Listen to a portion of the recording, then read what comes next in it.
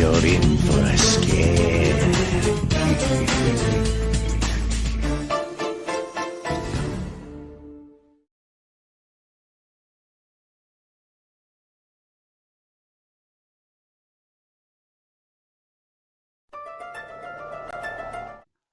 Hello, hello, hello, hello. Wait, I've only just started. What? Wait already? Shadow, straight in with a sub. Thank you so much. Jesus Christ, it's been a year. A whole year. Good Lord. My word. Happy anniversary, I guess. Thank you very much. No, really appreciate that. Let's see. Are we all set up? I thought I'd put on a sort of cool blue to sort of represent the sort of snowy theme, I guess. Well, it's called The Abominable Snowman of Pasadena, so I expect it may have some snow in it, but I haven't read it, so I've got no idea. Whoa, okay. So before I get started, I just want to say we love Halloween over here at Spanking Rambles HQ. I like Halloween, so I decided to extend it by a day. I'm breaking the rules. I'm gonna have another day of Halloween just for myself because yesterday was a bit of a write-off. Yeah, never ever do what I do at home. You won't survive. I barely did. I think the main thing I learned from this book is it's really hot in Pasadena. Apparently, yes, I'm starting to get that. There is palm trees in it, so I guess, but I don't know enough about Pasadena to pass judgment. So yeah, right then. I'll give it a minute just to see if anyone else pops in before I get started. But looks like it's gonna be a fun one. It's got words, it's got numbers that represent chapters. So yeah, it looks like a book. It's made of paper as well, which for a paperback is pretty good. Thursday I'm going to be doing Child of Light from 12 o'clock. I won't be on Thursday night because I'm recording the podcast, but I will be on twice Friday. I'll be on Saturday afternoon, and I should be on Sunday evening as well. All being well. So, yeah. I don't know if I'm going to play Child of Light all week, but maybe. I'm not sure how long it's going to take me to do. I'm not going for completion or anything. I have got the platinum in it, so I have completed it before, but I've got no idea how long it's going to take. And frankly, I don't want to be playing it all month. You know what I mean? So we'll see how it goes. Okay then. Let's give it till 5 past. Till 5 past, and then we'll get started, just in case anyone else drops in. So, of all the Goosebumps books, are there any others that you'd like me to read? And yes, real paper. And yes, real Child of Light. Child of Light is not made of paper, that I know of. Maybe the manual if it's got a physical book. But I don't know. Haunted Mass is a personal favourite of mine. I think I have that. I've got, annoyingly, I've got, is it the Haunted Doll, the one with Slappy in it? But it's part 2. I haven't got part 1. The box set you get comes without part 1, and it's really dumb. Why did they give you part 2 but not part 1? Surely. I had time first. Oh no, that's what happens when you're not subbed. Oh no, I feel bad. I'll wait for the ad time. You don't have a time for because I'm subbed. You've beaten the system. But it's on the TV as well. Oh, you got Spanked on TV. Spanked TV. Lucky now. Banned in 99 countries. And here's Tiggy. Hello. Barking Ghost is good. Yes, I've got a Shock on Strock Street, which I know I have read many moons ago. And The Werewolf of Fever Swamp. We're spanking the TV in both our phones. Way! Triple the viewership. Scarecrow Walks at Midnight. I've not read that one. You know what? I've read loads when I was younger, but I can't believe remember which ones I read because I no longer have them. The ones I've got here are basically my niece's, but she left them here. So, her lost my game, I guess. Alright. Well, we said we'll give it a minute, and we have. So, I think we should just crack on, because I don't want to be here all night. Because I got work in the morning. Hey, look at our half-livers. So, let's get started. Goosebumps, The Abominable Snowman of Pasadena, by R.L Stines The Hairless Adventure is great. I might have that one. I'm not sure. Got Please Don't Feed the Vampire as well. I've only remembered that because it's right there. The Blob That Ate Everyone. Have I got that? Maybe. That one sounds fun. I don't think I've read that one. Anywho, I'm not going to read all the copyright because I think that would be pretty boring. Any Night the Living Dummy ones are cool as well. Yeah, I want part 1 before I read part 2. It doesn't feel right. Right, let's get going. Otherwise, we'll be here all day. Chippity Chapter. I'm the Goosebumps Master. Chapter 1. Let's see. All my life, I've wanted to see snow. My name is Jordan Blake. My life has been 12 years of sun, sand, and chlorine. I've never felt cold, ever, unless you count air-conditioned supermarkets. And I don't. It doesn't snow in the supermarket. Well, if you leave the doors open, in winter, it can do. I've never felt cold, that is, until the adventure. Some people think I'm a lucky guy to live in Pasadena, California, where it's always sunny and warm. Hey, it's always sunny in Pasadena. That is not a very good show. Queen with the sub. Way, that's 2 we've had today. Fuck yes. Thank you, Queen. I appreciate that. All my life I've been so. You know what? I thought exactly the same. I'm not going to turn this into a Foo Fighter stream. As much as I want to, I think I might get copyright struck for it. Right, yes, plot. It's okay, I guess, but if you've never seen snow, it seems like something out of a science fiction movie. Fluffy white frozen water that falls out of the sky, it piles up on the ground, and you can make forts and snowmen and snowballs out of it. You have to admit, it sounds weird. No. One day my wish came true. I got to see snow at last, and it turned out to be weirder than I thought. That's page 1 down. Many more to go. Way weirder. Pay attention, kids. This is going to be cool. Dad's face glowed under the red dark room light. My sister, Nicole, and I watched him developing film. With a pair of tongs, he dipped a sheet of special paper in a chemical bath. I've watched Dad develop film all my life. He's a professional photographer, but I've never seen him so excited about photos before. And that's saying a lot. See what he did there. Very, very good. Dad takes nature photos. Well, actually, he takes pictures of everything, and he still uses an old camera with film. A crazy mad bastard. Oh, and this is like in '95. This book was apparently written, so digital things weren't really a thing then. Yes, nature. He never stops taking pictures. My mum says that once when I was a baby, I saw Dad and screamed. I didn't recognise him without a camera in front of his face, and he used to think he had a zoom lens for a nose. Ooh. Sounds like a creep. Our house is filled with embarrassing pictures of me. Me as a baby in baggy diapers. Baggy diapers. Baggy diapers. Me with food all over my face. Me crying after scraping my knee. Me hitting my sister. Anyway, Dad had just returned from a trip to the Grand Tetons. That's a mountain range in Wyoming, part of the Rocky Mountains. He was all worked up about the pictures he took there. I wish you kids had seen the bears. The bears, Dad said. A whole family of them. The cubs reminded me of you two. Always teasing each other. Teasing? Ha! Dad thinks Nicole and I tease each other. That's putting it mildly. Nicole, this know-it-all drives me crazy. Sometimes I wish I'd never been born. I made it my mission to make her feel the same way. I mean, I tried to make her wish she'd never been born.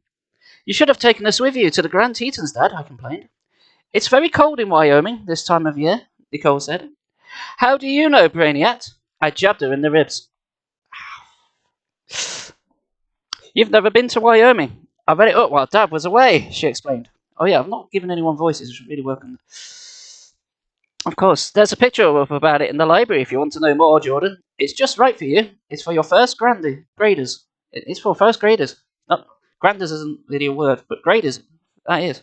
Who knew? I couldn't think of anything to say back. That's my problem. I'm too slow with the comebacks, so I jabbed her again. Hey, Dad murmured. No jabbing, I'm working here. Dumb Nicole. Not that she's dumb. She's really smart, but in a dumb way. So, a bit like me. That's my opinion. She's so smart, she skipped 5th grade. She landed in my class. She says, yeah, younger than I am, and she's in my class. And she gets straight A's. Swat. Dad's pictures floated in the chemical bath, slowly becoming clear. Did it snow in the mountains while you were there, Dad? I asked. I don't know. No, you're not. Sure, it snowed, Dad replied. He was concentrating on his work. Did you go skiing? Dad shook his head. I was too busy working. What about ice skating? Nicole asked. Nicole asks as if she knows everything, but like me, she'd never seen snow either. We'd never left Southern California, and you could tell by looking at us. We're both tan all year round. Nicole's hair is greenish blonde from the chlorine in the community pool, and mine is brown with blonde streaks. We were on the school swim team. I bet it's snowing at Mum's house right now, Nicole said. Could be, Dad replied. And has anyone told you that you sound like the mother from the last book I read? No. Mum and Dad are divorced. Mum just moved to Pennsylvania. We're going to spend the summer with her, but we stayed in California with Dad to finish out the school year. Mum sent us some pictures of our new house. It was covered with snow. I stared at the pictures, trying to imagine the cold. I wish you stayed at Mum's house when you were gone, I said. Jordan, we've been over this, Dad sounded a little impatient. You can visit your mother when she's settled. She hasn't even bought furniture yet. Where would you sleep? I'd rather sleep on the bare floor than listen to Mrs. Wichens snoring on the couch, I grumbled.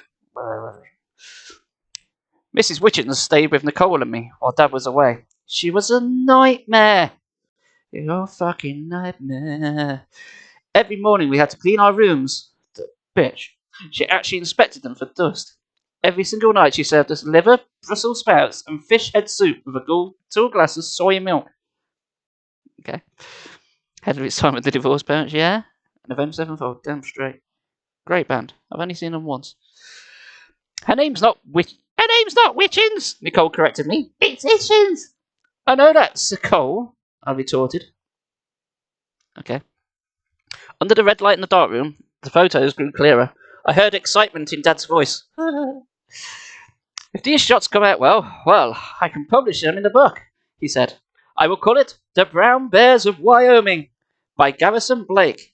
Yes, that has a nice ring to it. I don't know what you're filming, calling it Brown Bears of Wyoming. That's got strange connotations to it, which we will not go into. He stopped to pull a photo out of the liquid. It dripped as he stared at it. That's weird, he murmured. What's weird? Nicole asked. He set the picture down without saying anything. Nicole and I glanced at it. Dad, Nicole said, I hate to break it to you, but that looks like a teddy bear.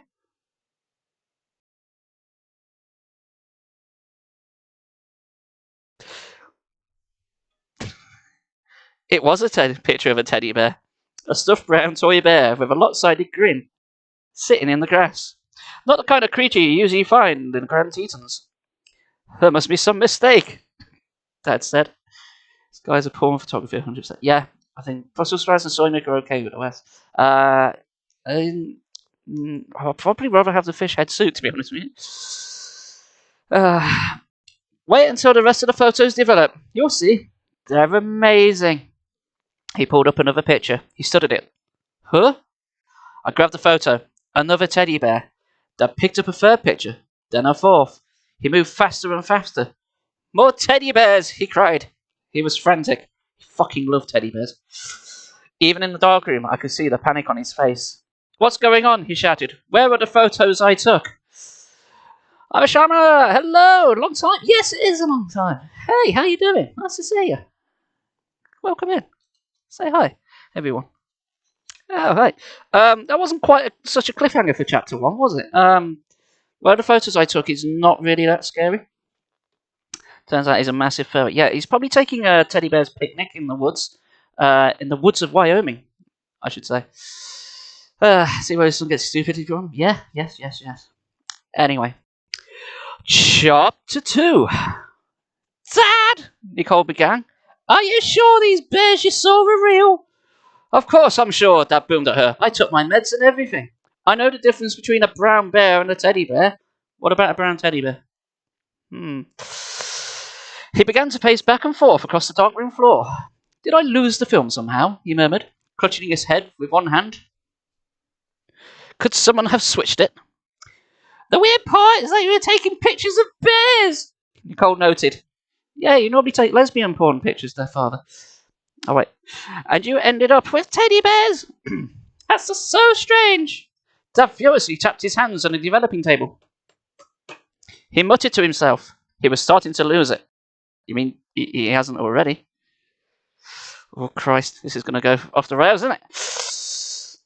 Did I start to lose the film on the plane somehow? Switch carry-on bags with someone else? Maybe. I turned my back to my dad. My shoulders shaking. My headset falling off. Between the lines. I don't want to read between the lines. Jesus Christ. Just make this book twice as long. It's long enough as it is. Here's Silver. Off the rails and on to the next lot of rails. Jordan, what's the matter? Dad grabbed my shoulders. Are you all right? He spun me round, right round like a record baby. Jordan, Dad cried. You're laughing. Nicole crossed her arms. She narrowed her eyes at me. What did you do to Dad's pictures? Dad frowned. His voice was calmer now. All right, Jordan, what's the big joke? I gasped for breath, trying to stop laughing. Don't worry, Dad. Your pictures are okay. He shoved one of the teddy bear shots in my face. Okay? You call this okay? I borrowed your camera before you left for Wyoming, I explained. I took a bunch of shots of my old teddy bear for a joke. The rest of the film should have your real bears on it. No, just don't. I can't resist a good practical joke. Nicole said, I had nothing to do with it, Dad. I swear. Oh, God, it's going to take forever if I go at this pace, isn't it? Oh, dear. Little Miss Goody-Goody. Dad shook his head. A joke? He turned back to the photos and developed a few more. The next shot showed a real bear cub fishing in a stream. Dad laughed. You know, he said, putting the picture of the real bear next to the one of the teddy bear shots, they don't look as different as you think. Right, that's it. Dad's off his meds. Somebody call the police. Oh, no. I knew Dad wouldn't stay angry. He never does. You wouldn't like him when he's angry. That's one reason I like to play tricks on him. He likes to play practical jokes too. And the rest. Did I ever tell you about the trick I pulled on Joe Morrison? He said. It's Jim Morrison, not Joe Morrison. Get it right. Joe Morrison is a photographer friend of Dad's. Joe had just gotten back from Africa, where he had spent months photographing gorillas and the rains. He was all excited about this fabulous gorilla shots he'd taken. I saw the pictures, and they were really spectacular. He just loses something.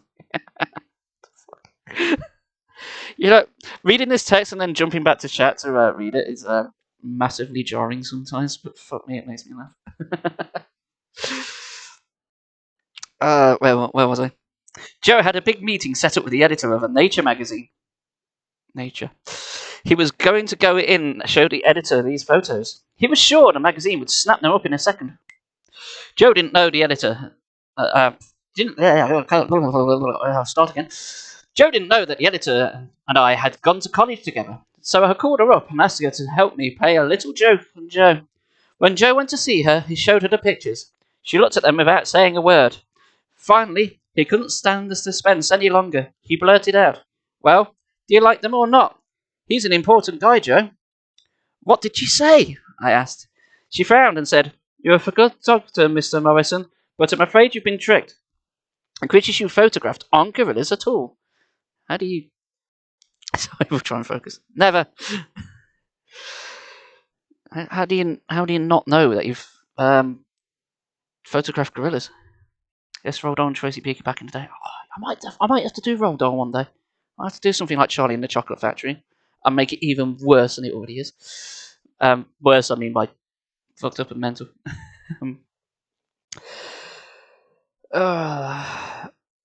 I've lost my place again. Joe's jaw practically fell off his face. It was horrific for everyone involved. He said, What do you mean they're not gorillas? She said, with a perfectly straight face, not a gay face, just a straight one. They're people in gorilla suits. Can't you tell the difference between a real gorilla and a man in a gorilla suit, Mr. Morrison? But they still made bear porn afterwards. Okay. Gorillas in the mist. Jesus. I chuckled, Nicole asked. Then what happened? Joe practically had a nervous breakdown. He snatched up the photos and stared at them. He shouted, I don't get it. How could that happen? I spent 6 months of my life studying people in gorilla suits. Finally, the editor burst out laughing and told him it was a joke.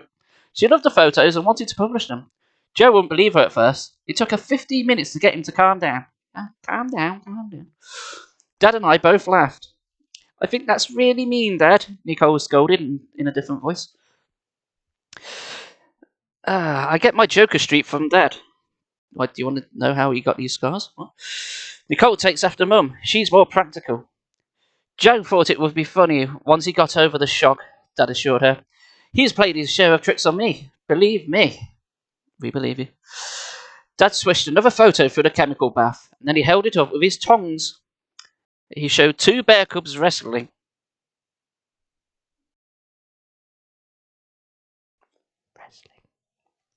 He smiled with satisfaction. This role came out great, he said. Roly-poly. But I've got a lot more work to do in here, kids. Go on outside for a while, okay? He turned off the red light. You don't have to pull on the red lights, Joe. And flicked on the normal light. Nicole opened the door. Don't get all messed up and dirty, though, Dad added in Nicole's voice. We're all going out to dinner tonight. I want to celebrate my look with the brown bears. This is brilliant. I'm having such a fun time. We'll be careful, Nicole promised. Speak for yourself, I said. I mean it, Jordan, Dad warned. Just kidding, Dad. A wave of heat blasted us when we opened the dark room door. Nicole and I stepped out into the backyard, blinking in the afternoon sun. It always takes my eyes a long time to adjust after I've been in the dark room. What do you want to do now? Nicole asked. I don't know, I replied. It's so hot. It's too hot to do much of anything, and I'm too hot to handle. Just like those bear photos. Hot property. The police are on the way. Nicole closed her eyes and zoned out for a minute. Nicole, I nudged her. Nicole, what are you doing? I'm thinking about the snow in Dad's pictures of the Grand Tetons. I thought it would make me feel cooler. Idiot. She stood perfectly still with her eyes closed. A bead of sweat dripped down her forehead. Well, I asked, is it working? She opened her eyes and shook her head. No. How can I imagine snow if I've... How can I imagine snow if I've never felt it? Good point, I sighed and gazed around me. We live in a subdivision of the suburbs in Pasadena. There are only 3 different kinds of houses in our neighbourhood. The same 3 house styles are repeated for miles around. It's so boring to look at, it makes me feel even hotter somehow. Each block has a couple of palm trees, not enough to give much shade. There's a vacant lot across the street from us, next door to the Millers. We're the Millers. That's a film. The most exciting feature of our backyard, maybe the whole block, is Dad's disgusting compost heap. Lovely. I squinted and stared some more. Everything appeared bleached in the sunlight. Even the grass looked almost white. I'm so bored I could scream, I complained. Let's ride our bikes, Nicole suggested. Maybe the breeze will cool us off. Maybe Lauren will want to go with us, I added. Lauren Sachs lives next door to us. She's in our class at school. I see her so often she might as well be my sister. We rolled out our bikes from the garage and walked them over to Lauren's. We left our bikes by the side of the house. Then we went around to the back. We found Lauren sitting in the towel under the palm tree from our backyard. Nicole sat beside Lauren on the towel. I leaned against the tree. It's so hot, Lauren whined. She tugged on her yellow shorts. She's tall and muscular, long brown hair and bangs. She has a nasal voice, good for complaining. This is supposed to be winter. It's winter everywhere else. A normal winter has snow and ice and sleet and freezing rain and cold, cold air. What do we get? Nothing but sun. Why do we have to be so hot? Suddenly, I felt a pain in my back. Ow! I jerked forward. No, I'm not doing that. Something stabbed me, something stinging sharp and ice cold. My face twisted in pain. Jordan, Nicole asked, what's wrong? What's wrong? Definitely made her nasal. Yeah, that's before I read that. Let's have a quick chat up while I'm in between chapters. There's got a frog stuck in his throat. Yep. And everything else. I think he's got things stuck in every office is fun to sound of it. People are obsessed. They are, aren't they? I think it's slang for cocaine because it is California after all. So it's bound to be, isn't it? And on fire, yes, we're all definitely on fire. Just talking shit, don't we? This is what we do. This is what we do here at Spanky Rambles. Stick around. There may be more. I'm going to guess there's definitely going to be more because I'm only on page 14 of some. There are 127 pages. I think I better pick up the pace because I'm nearly half an hour in. Okay, let's go. Speedrunning books. Chapter 3. I clutched the icy spot on my back. What is it? I cried. It's so cold. Nicole jumped to her feet and examined my back. Jordan, you've been stabbed, she announced. It is California after all. It just happens. With a purple popsicle. This gets worse. Just worse. No. Bad book. First bears, now purple popsicles. This is a children's book. Allegedly. Let's see what you do in R.L Stine. Trying to peddle smut to children. It fucking works as well. As I turned round, I heard mean laughter. The Miller twins jumped out from behind the tree. I should have known. The Miller twins. Bastards. Kyle and Cara. The twin pug-nose, the beady little eyes. Are they Canadian from South Park? The matching short crop red hair. Yuck. Oh, you don't like people with red hair. That's a pisser. They carried twin super soakers. Red ones. The Miller twins love practical jokes. They're worse than I am, and much meaner. Everyone in the neighbourhood is afraid of them. Everyone? Really? Don't think so. Your compost heap isn't. They pounce on little kids waiting at the bus stop and rob them of their lunch money. Fuckers. Once they blew up the Sax's mailbox with a stink bomb. Last year, they blew it up with a stink bomb. Stink bombs make smells and not known for their explosive properties. I sense fuckery is some foot.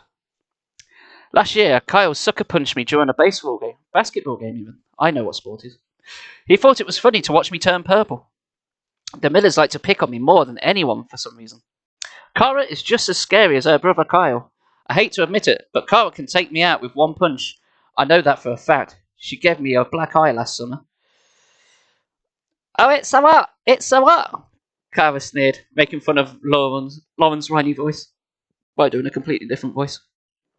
Kyle flicked his super soaker from one hand to the other behind his back. He tried to make it look like a really complicated move. Nicole tugged on the back of my shirt. That's gonna kill you, Jordan, she said. Why? I craned my neck backwards. I shouldn't do that. I'm too old. The back of my white polo shirt was stained dark purple. No, it's deep purple. Get the band right. It's Jim Morrison in deep purple. For fuck's sake. Buck doesn't know how to band. Oh, great, I muttered. Dad said not to get messed up. Nicole reminded me in a different voice, as if I needed to be reminded. Don't worry, Jordan, Kyle said. We'll clean it off here.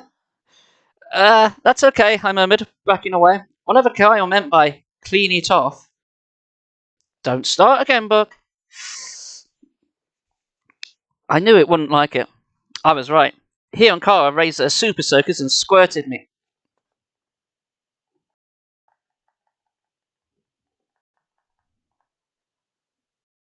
Moving on. Stop it! Lauren screamed. You're getting this all wet! Kyle and Cara laughed their manic laughs. You said you were hot, sir. Apparently they're gangsters. They drenched us. My shirt was so wet I could wring a glass of water out of it. I glared at them. Kyle shrugged. Were they trying to help? Yeah, sure they were. I should have been grateful that all they did was soak us. We got off easy. I couldn't stand the militaries. Neither can Nicole and Lauren. They think they're so hot. The children. Stop this. Just because they're 13 and have a swimming pool in their backyard. Their father works at a movie studio. They're always bragging about how they go to sneak previews and hang out with movie stars. I haven't seen a movie star show up at their house yet. Not once. Ah, you are wet, Cara said, sneering.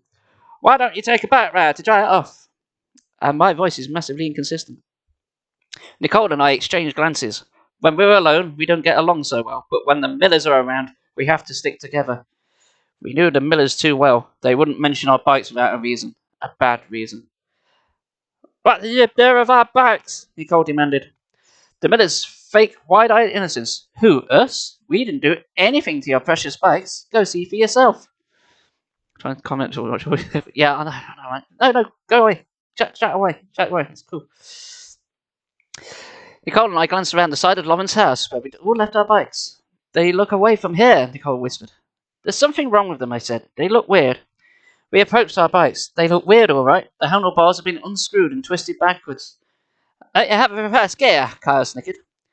Normally, I'm not the kind of guy who goes around getting into fights, but something in me snapped. This time, Kyle and Kara had gone too far. Punching me was fine, but fucking with my bike, that's not on. I jumped on Kyle. We tumbled to the ground. We wrestled. I tried to pin him with my knee, but he pushed me over into the side. Stop it, Nicole said. Stop it. Kyle rolled me over on my back. You thought you could jump me, Jordan? You're too big a wimp. I kicked him. He pinned my shoulder to the ground with one knee. Nicole shouted hysterically, Jordan, look out! I glanced up. Kara stood over me, clutching the rock, the side of her head. A mean grin spread across her face. Drop it, Kara. Kara ordered. This bucket is an asshole. Yes, they are. You fucking dropped me, mate. Fucking shanked him. Well, I thought somebody's already been stabbed. Yeah. I tried to roll out the way, but couldn't move. Kyle had me pinned. Carver heaved the rock, then let it drop, right onto my head. The end. And then he died, and that was that. Oh, wait, no, there's the rest of the book to go. Chapter 4. I squeezed my eyes shut, and then I couldn't read the book anymore. Shit. The rock landed on my forehead and bounced off. I opened my eyes. Carver laughed like a hyena. That's not what a hyena sounds like. She picked up the rock and dropped it on my face again. It bounced off, just like the first time. Lauren grabbed it. It's made of sponge, she announced. She squeezed it in her hand. It's a fake. It's a trap. Kyle laughed. It's a movie problem, my man. You should have seen your face, Kyle added. What a chicken. Okay. I kicked Kyle off me and pounced on him again. This time I was so mad I had the strength of 2 Kyles. Wow, fuck me. Calm down, mate.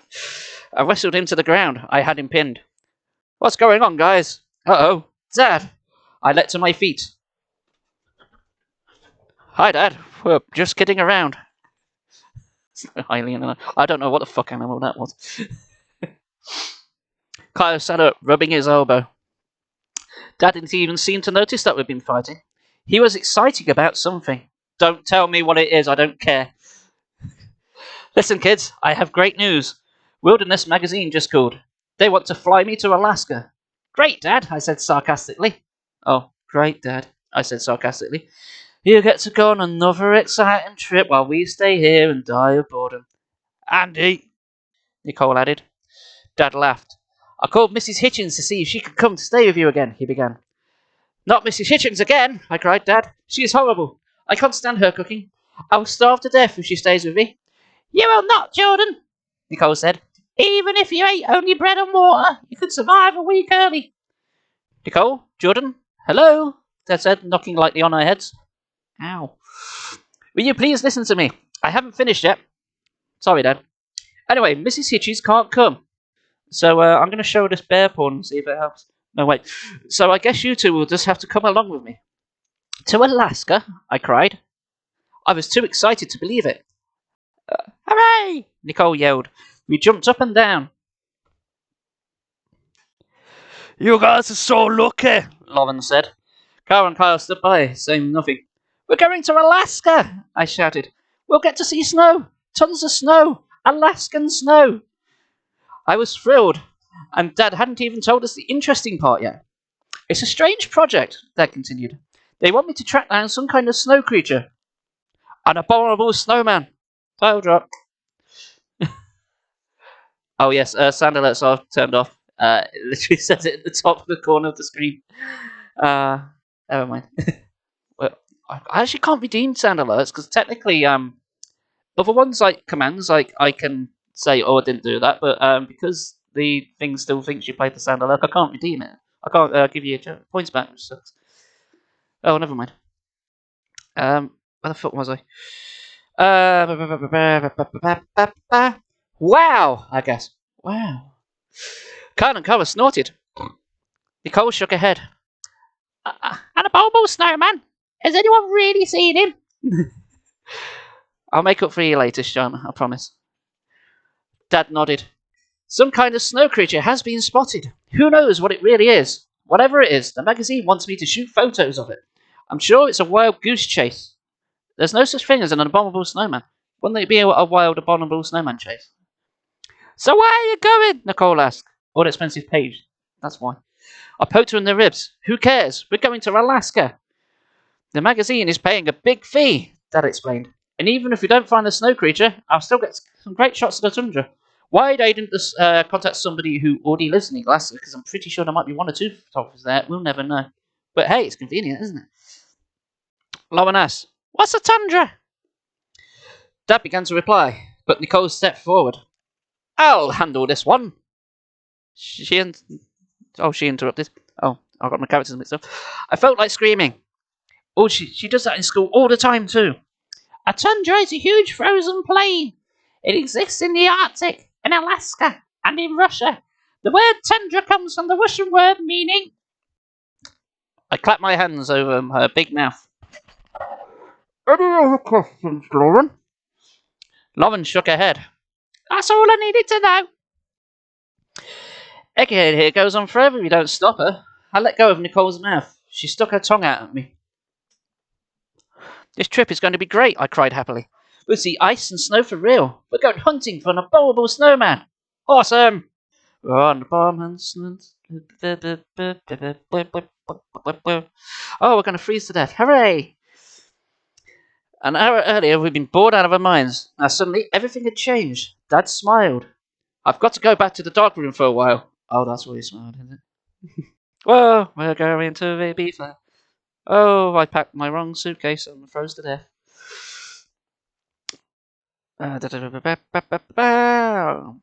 As soon as Dad was gone, Kara started laughing. An abominable snowman? What a joke! Typical Kara. She was too chicken to say a word about Dad was around. While Dad was around. Kara made fun of me, jumping up and down and squealing. Alaska, Alaska, I'll see you to get the snow. You're probably birthday. Fluffed it. Oh, fuck. What is this stream? Your both will probably turn blue and freeze, Carver sneered. We'll be fine, Nicole said. It's your time to freeze. She grabbed Carver's super soaker and sent a spray of water into Carver's face. Stop it, Carver shouted. He drove at Nicole. Nicole laughed and ran away, turning around to soak them every few feet. Give that back, Carver yelled in Nicole's voice. The Millers chased Nicole. Kyle raised his super soaker and let Nicole have it in the back.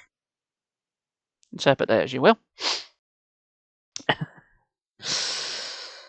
Actually, don't interpret it like that. Oh God, what is this? How have I not been banned yet on Twitch? I'll never ever know.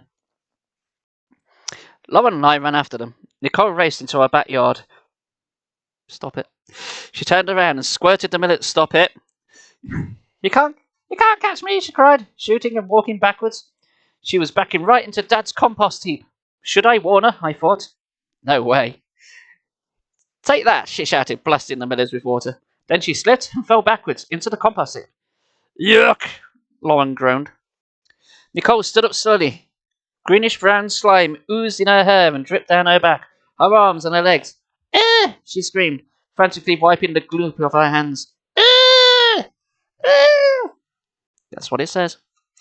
We all stood up and stared. She looked like some kind of abominable snowman herself, all covered in glop. Also, probably take a shot every time I mispronounce abominable. It's going to happen. We were still staring when Dad popped his head out of the back door. You kids ready to go to dinner? He called. Squitting. There should be no squitting in this book. I don't know about this. That's pretty much all it is so far. Chapter 5. We are picking up the pace in no way whatsoever. Right. Let's right. Very, very quickly. Let's mix things up. So, because I feel bad about you not having your channel points, we'll give you a hat. How about that? There we go. This hat is total. This hat is completely inappropriate for this stream, which is exactly why we're wearing it. Chapter 5. There it is, Dad shouting over the roar of the small plane's engine. Icknick, that's the airstrip. I stared out the window and the tiny brown patch where we'd been landing. Okay, I don't want to know about your tiny brown patch. Are you scared of flying? For the last half an hour, I'd seen nothing but miles and miles of snow. Wow, it was so white. Racist. It was cool the way the snow sparkled in the sunlight. It made me think of Christmas carols. We're not doing Christmas. It's too early for Christmas. We're still on Halloween. No, Bob, no. I couldn't get Winter Wonderland out of my head, and it was driving me crazy. No, I've got Foo Fighters stuck in my head, oddly enough. I wonder why. I watched the giant's footprints as we flew. How big would an abominable snowman's footsteps be?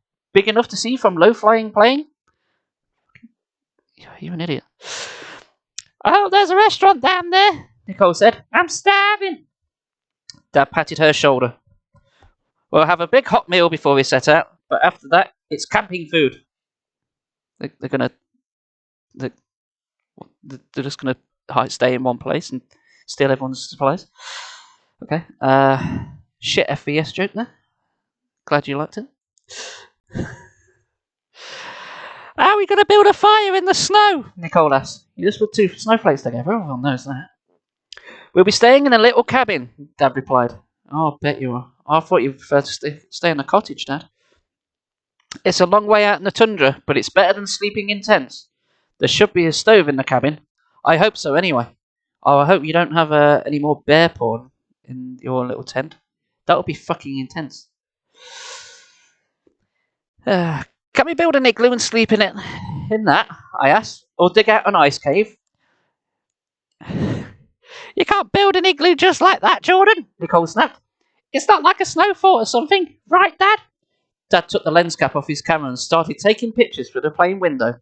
Sure, he said absently. Uh-huh. Nicole turned to the window too. I mimicked her behind her back.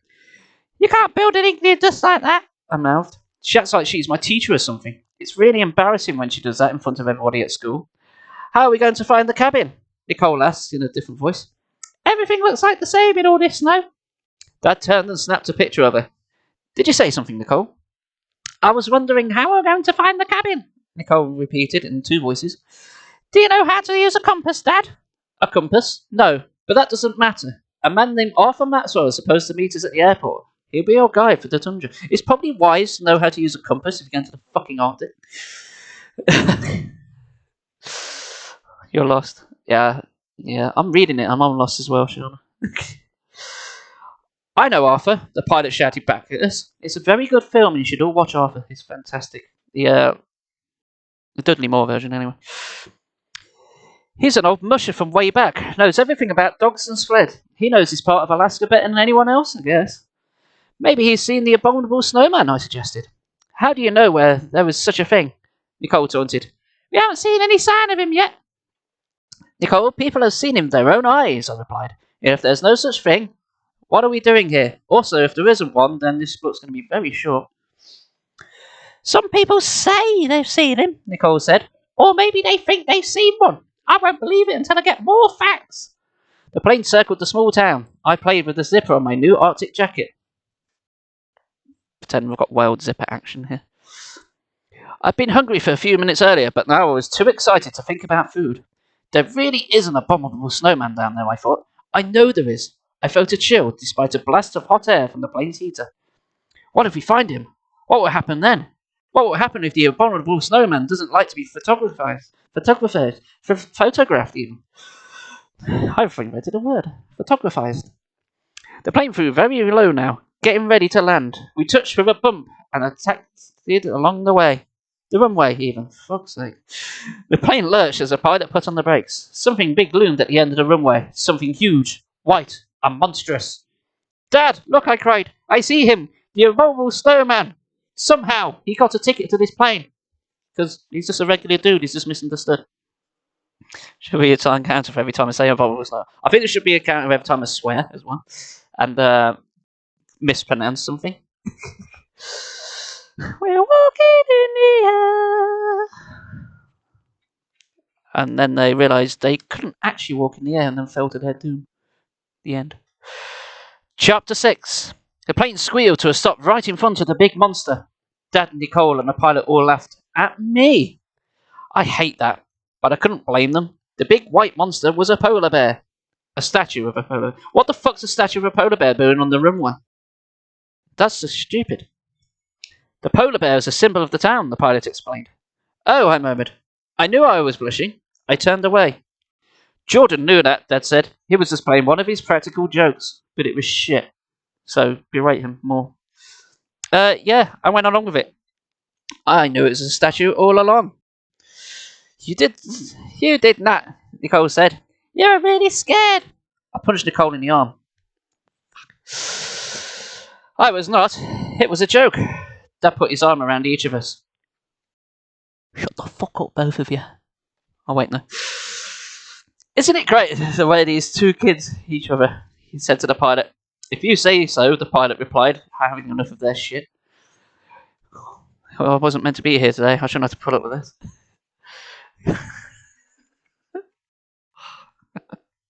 This fucking stream is cursed, I swear. We hopped out the plane. The pilot opened the cargo hold. Nicole and I grabbed our backpacks. Dad had bought a huge airtight trunk for film, cameras, food, sleeping bags, and other supplies. The pilot helped him carry it off the airstrip. The trunk was so big, Dad couldn't fit inside it. Oh, Dad could fit inside. It reminded me of a red plastic coffin.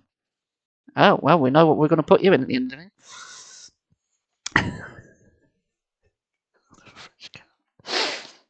Oh, this is brilliant. Iknak Airport was like a tiny wooden house. Just 2 rooms. 2 pilots in leather jackets sat at a table playing cards. A tall, brawny man with dark hair, a thick beard, and leathery skin stood up and crossed the room to greet us. His grey parka hung open over a flannel shirt and deerskin pants. This must be our guide, I realised. I've got to think of another voice. Mr. Blake, the man said to Dad. His voice was low and hoarse. I'm Arthur Maxwell. Need some help there? He grabbed one end of the trunk from the pilot. This is an awfully big trunk you bought, Arthur nodded. Did you really need all of this stuff?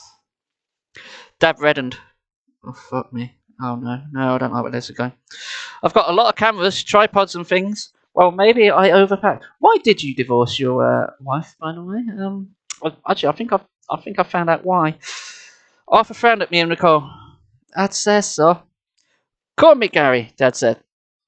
These are my kids, Jordan and Nicole. He nodded towards us.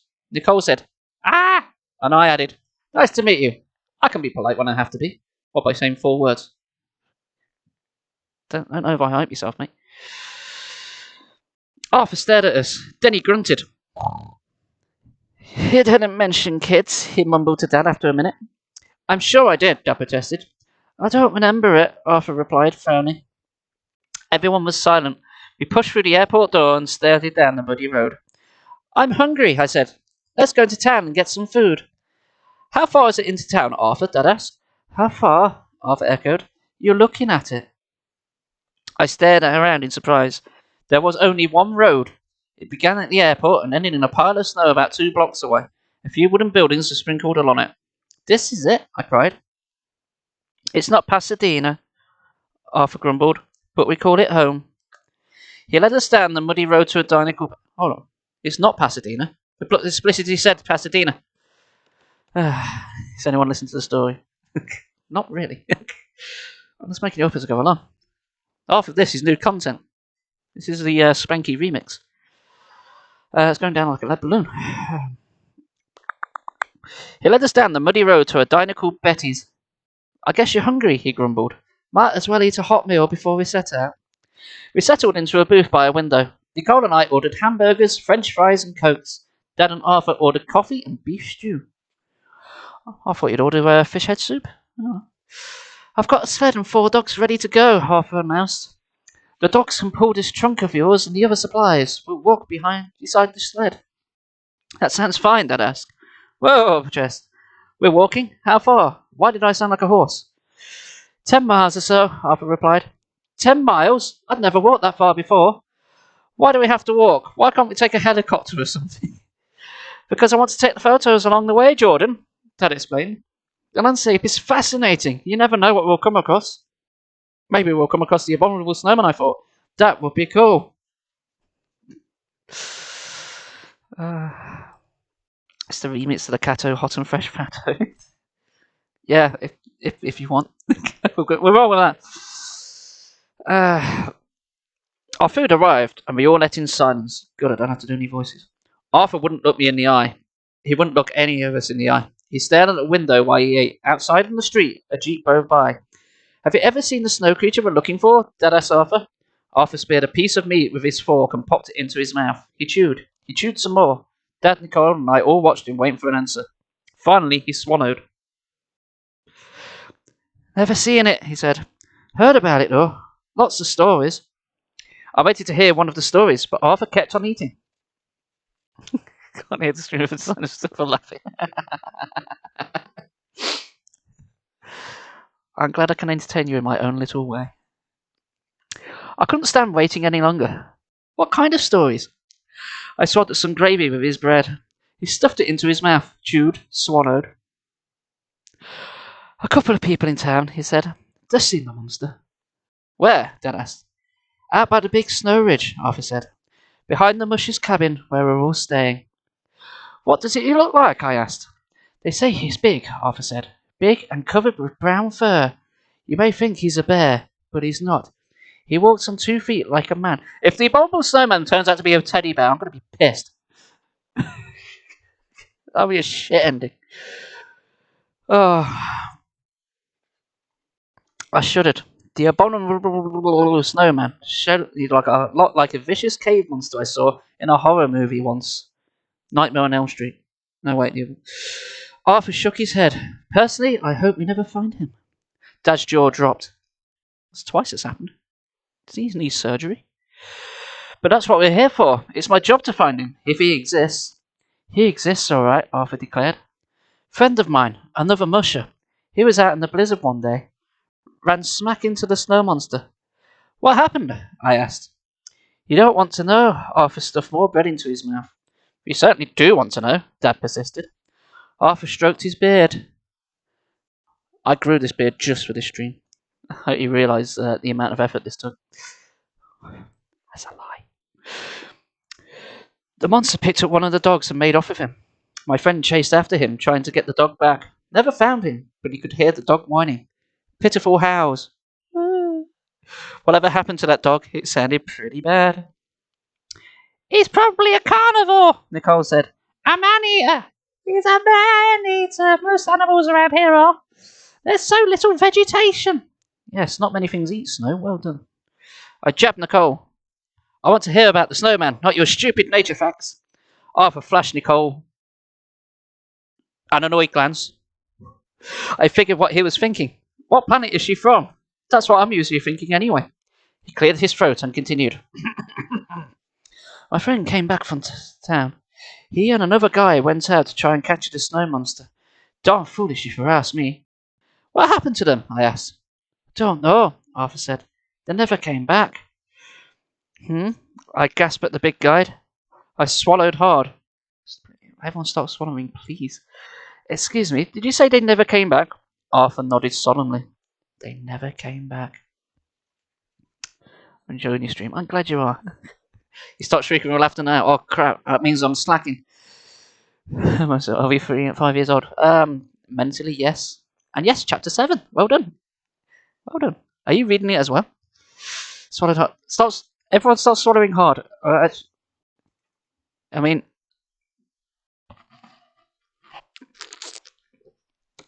I tried to make a really horrible swallowing sound there. It didn't fucking work.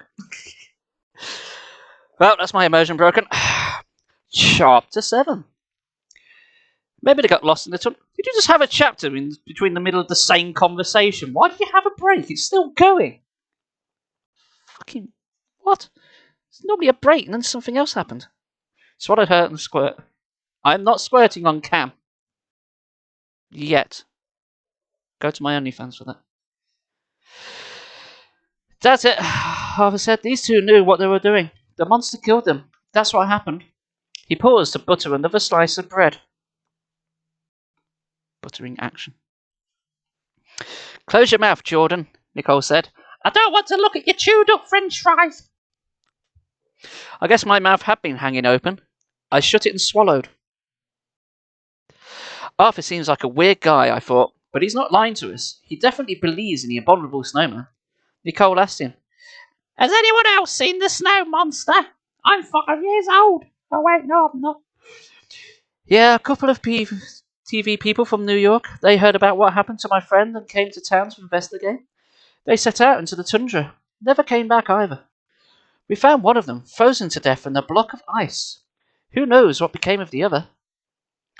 Then Mrs. Carter. She lives at the end of Main Street. She saw the snow monster a few days later. Arthur continued in a low voice. She was looking for a telescope and spied at him in the tundra. He was chewing on bones, she said. But don't believe me. Go and ask her yourself. She's also a raging alcoholic, but I don't think that's got anything to do with it. Dad made a noise. I glanced at him. He was trying to keep from laughing. I didn't see what was so funny. This snow monster sounded pretty scary to me. No. Why is everyone swallowing and squirting? No, they really don't, do they? Buttery biscuit base. Oh, now I've got a fucking song in my head. Jesus Christ. For a second before the alcoholic went on. It's that well integrated, was it? No. Arthur glared at Dad.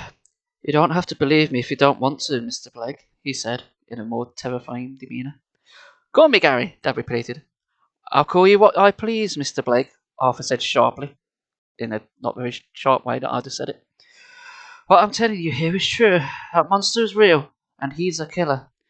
He's a killer, Queen, Abominable Snowman. You're taking a big risk chasing after him. No one has ever caught him. Anyone who goes out after him doesn't return. Maybe they shouldn't just walk out into the fucking Arctic. You ever think about that? Might be just cold killing them. We'll take our chances, Dad said. I've heard stories like this before in other parts of the world. Stories about monsters in the jungle or weird creatures in the ocean. So far, the stories have never turned out to be true. I have a feeling the Abominable Snowman will be no different. Part of me really wanted to see the snow creature, but part of me hoped Dad was right. I don't deserve to die, I thought, just because I want to see snow. Maybe. No, you deserve to die for a myriad of other reasons. Well, Dad said, wiping his mouth. Let's get going. Everybody ready? I'm ready, Nicole piped up. Me too, I said. I couldn't wait to get out in the snow. Arthur said nothing. Dad paid the lunch check. We waited for change. Dad, I asked, what if the Abominable Snowman is real? Why are we running him to him? What will we do? We die, son. Apparently not, Shanna.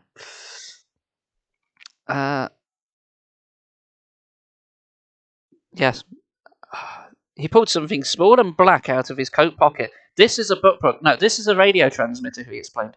If we get into any kind of trouble out in the wilderness, we can radio this ranger station in town. They'll send a helicopter to rescue us. Why we're not going out in a helicopter to begin with, like we established earlier, we don't know. What kind of trouble, Dad? Nicole asked in a different voice. I'm sure there won't be any trouble, Dad assured us, but it's good to be prepared for emergencies, right, Arthur? Arthur smacked his lips and cleared his throat. But he didn't reply. I think he was angry because Dad didn't believe his stories about the snow monster. Dad returned the radio transmitter to his coat pocket. He left a tip for the waitresses. Don't eat yellow snow. Then we spilled outside into the cold Alaskan air, ready to hand out to the frozen tundra. Was an Abominable Snowman waiting for us somewhere out there? We would soon find out. Also, Lauren is no longer appearing in this book, for the sounds of it. Chartery. Smack! Bullseye! I hit Nicole in the middle of her backpack with a snowball. Dad! Nicole cried. Jordan hit me with a snowball!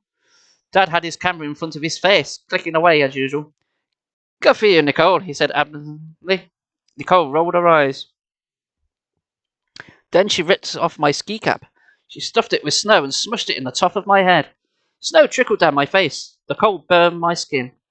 At first I thought snow was cool. Is that meant to be a shit joke? Hang your head in shame, book. I could mush it up in my hand to make snowballs, fall down in it without getting hurt, put it on my tongue and let it melt into water. But I was beginning to feel the cold. My toes and fingers were getting numb. We had already walked 2 miles out of town. When I looked back, I couldn't see it. I could only see snow and sky and the illustration of death. A pale horse came towards me, and I knew that was the end. Oh, wait. Oh, no. Only 8 more miles to the cabin, I thought. 8 miles? Is this going to turn into a rap? Wiggling my fingers inside my mittens. 8 more miles. I was going to take forever.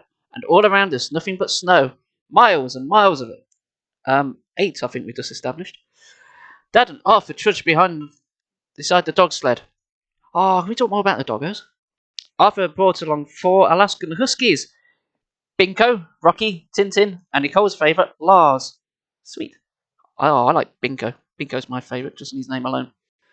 They pulled Dad's big trunk and the other supplies in a long, narrow sled. Nicole and I carried a backpack filled with emergency food and other supplies, just in case, Dad said. In case of what, I wondered. In case we get lost? In case the dogs run away with the sled? In case the Abominable Snowman catches us and then runs away with our sled? Dad snapped pictures of the dogs, of us, of Arthur and the snow. Unfortunately, he ran out of film and never got his commission because he just took pictures of fucking dogs. Whoops. Should have thought about it.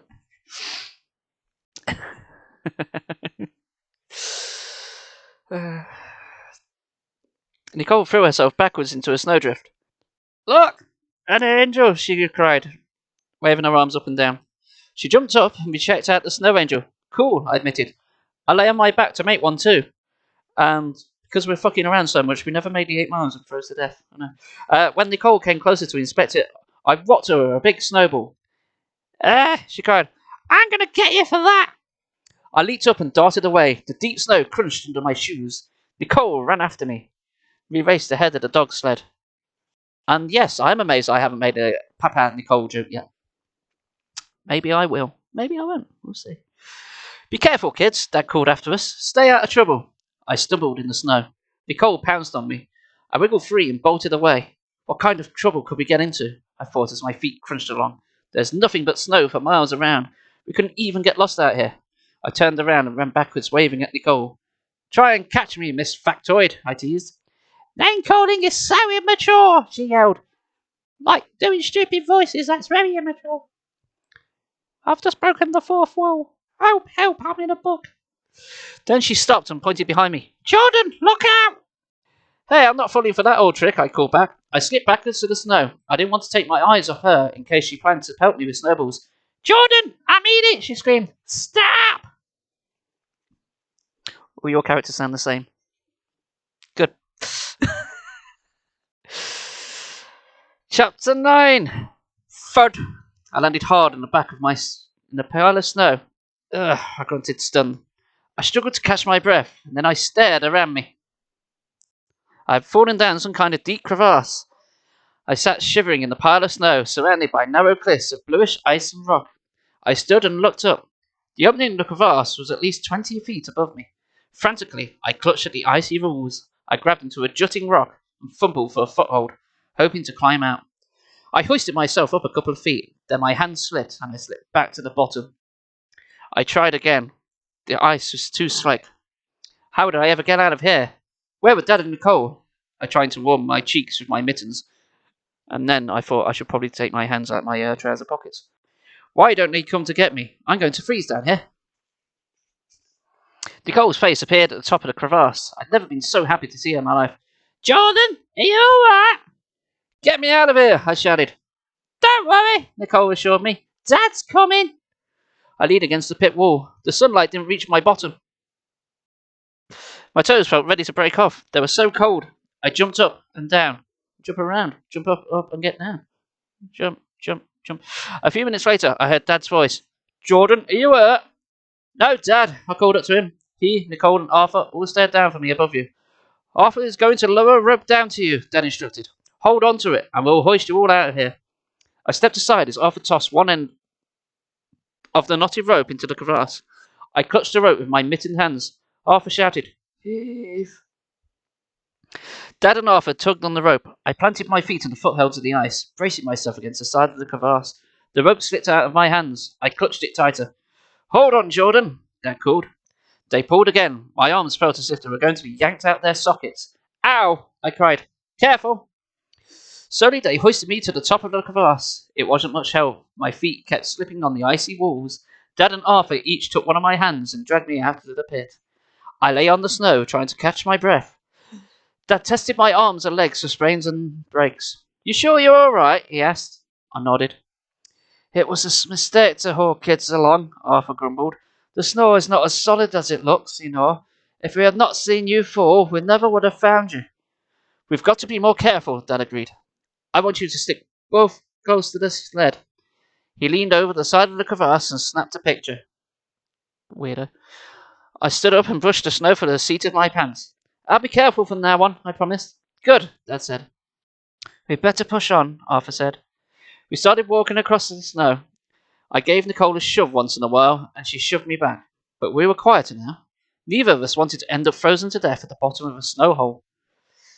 Nobody wants to be at the bottom of a snow hole. Dad snapped his way as we walked. How much farther to the cabin? He asked Arthur. Another couple of miles, Arthur replied. He pointed to the steep mountain of snow in the distance. See that snow rise? About 10 miles off. That's where the monster was last spotted. The Abominable Snowman had been seen by the snow rise, I thought. Where was he now? Could he see us coming? They were. Not in the snow. It kind of covers it up.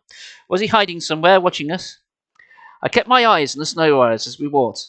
It seemed to grow bigger as we came closer to it. The snow rise was dotted with pine trees and boulders.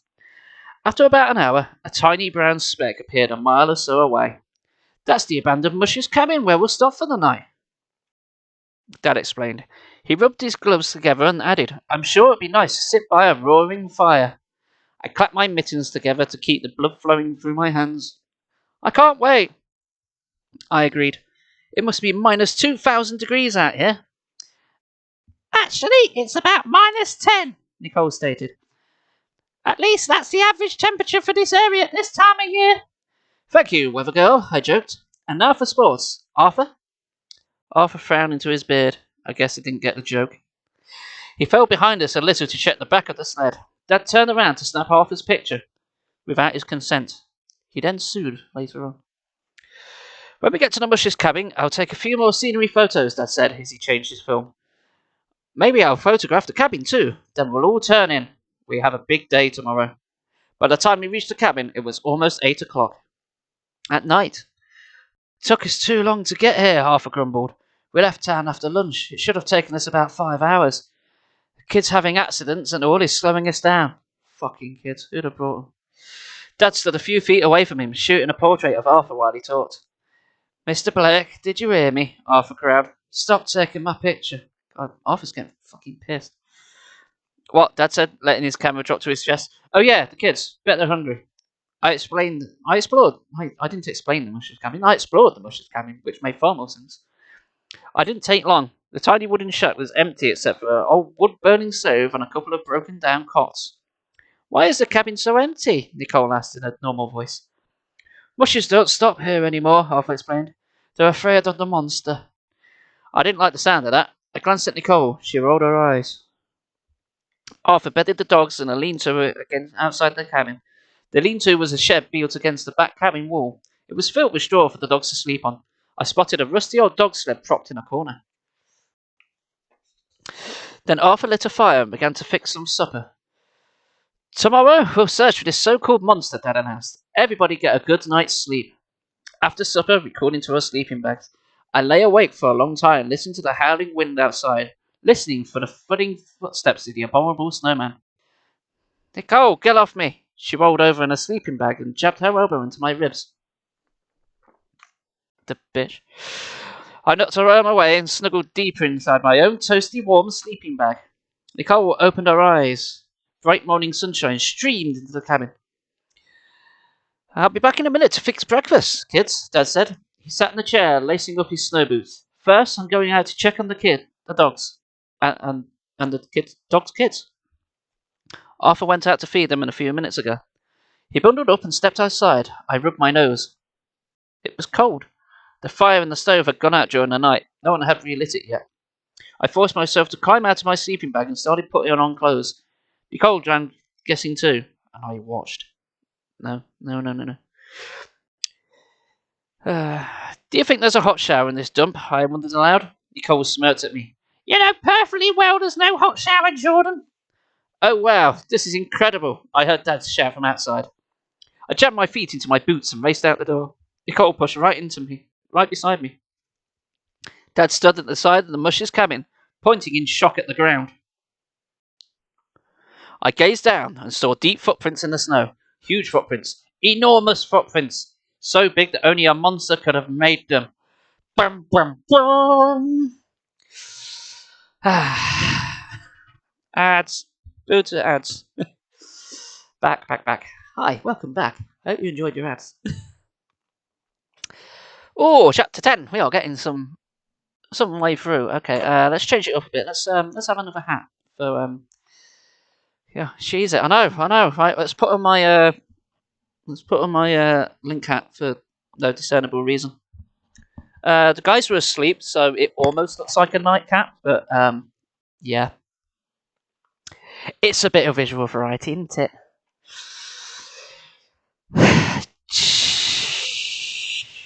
Chapter 10. Unbelievable, Dad murmured, staring at the snow. He'd never seen snow before. Arthur hurried from the lean-to. He stopped when he saw the prince. No, he cried. He was here. His ruddy face grew pale.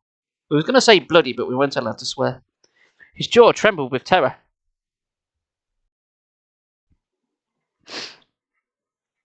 We've got to get away from here now, he said to Dad in a low, frightened voice. Dad tried to calm him down.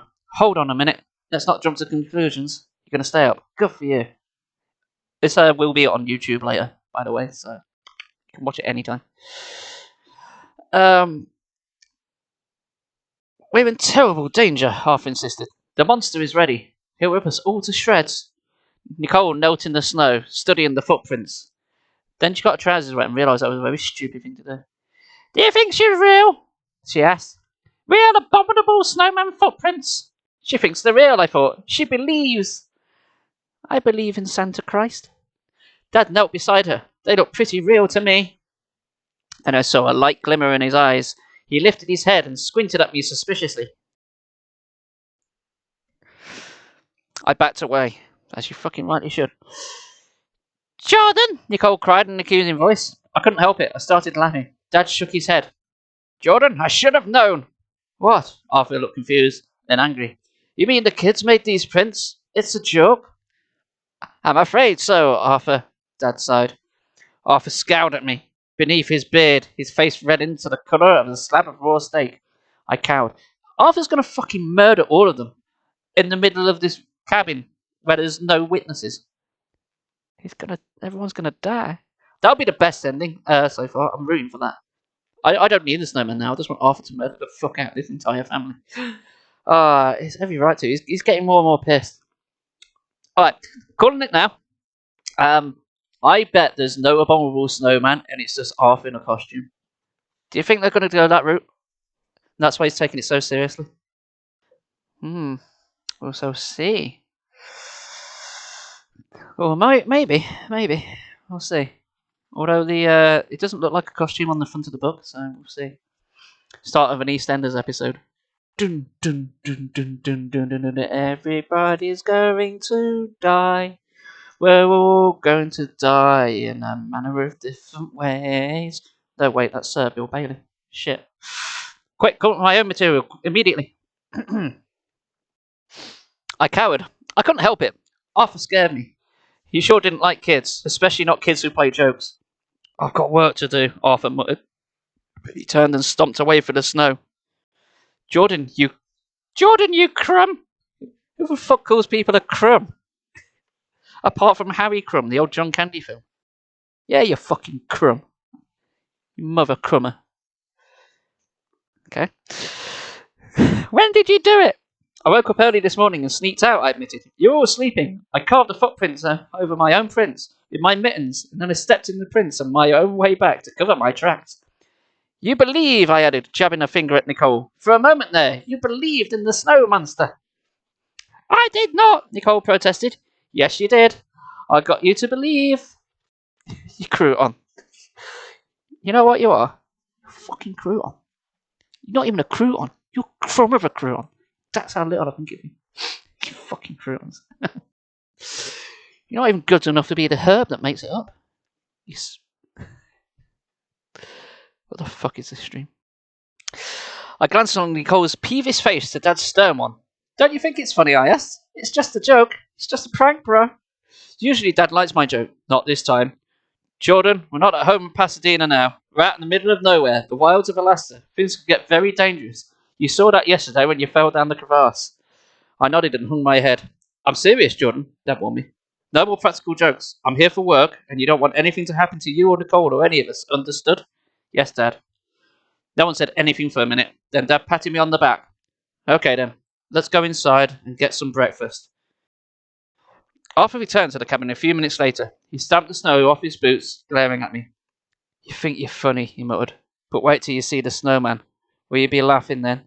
I swallowed hard, again with the swallowing. The answer to his question was no. Definitely no. Spanky Rambles on the Crook. Is that my fucking band name? Jesus Christ.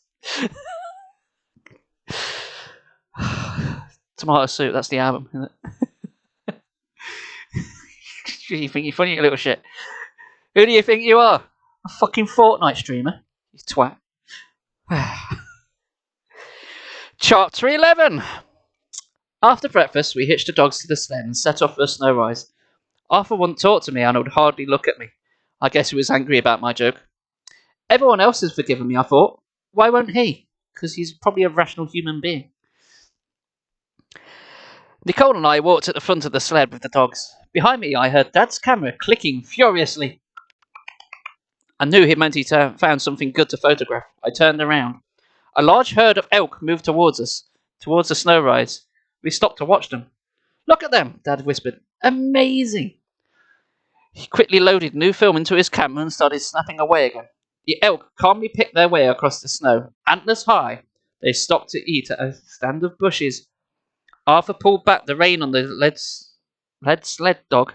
Lead sled dog. Not fucking lead. The dogs are made of lead. That's why they didn't move, and we were stranded. I should have checked this. Over halfway. I'm on page 52 of 127, so not quite. Right. Swallowed an elk like it swallowed a mouthful of grass. Who then swallowed that grass? Suddenly, one elk lifted its head. It seemed to sense something. The other elk tensed up too. Then they turned and began to gallop away from the tundra. Their hooves thundered across the snow. Dad let his camera fall against his chest. That's strange, he said. I wonder what happened. Something scared them, Arthur said grimly. It wasn't us, and it wasn't the dogs. Dad scanned the horizon. What was it then? We all waited for Arthur's answer, but he only said, We ought to turn around and head back to town right now. We're not going back, Dan insisted. Not after coming all this way. Arthur stared at him. Are you going to take my advice or not? No, Dad replied. I've got a job to do here, sir. And I've hired you to do a job. We're not going back without a good reason. And for some reason I sound like Kyle and Carver.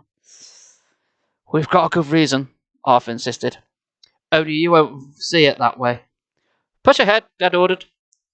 Putting his children's life at risk because he's a prick. Or maybe he's the hero. I haven't decided. Arthur frowned and shoved. Mush! To the dogs in such a cliche fashion. The sled began to move. We followed it, on towards the snow rise. Nicole walked a few feet ahead of me. I picked up a pile of snow and patted it into a ball, but then I thought I'd better not throw it. No one seemed to be in the mood for snowball fights.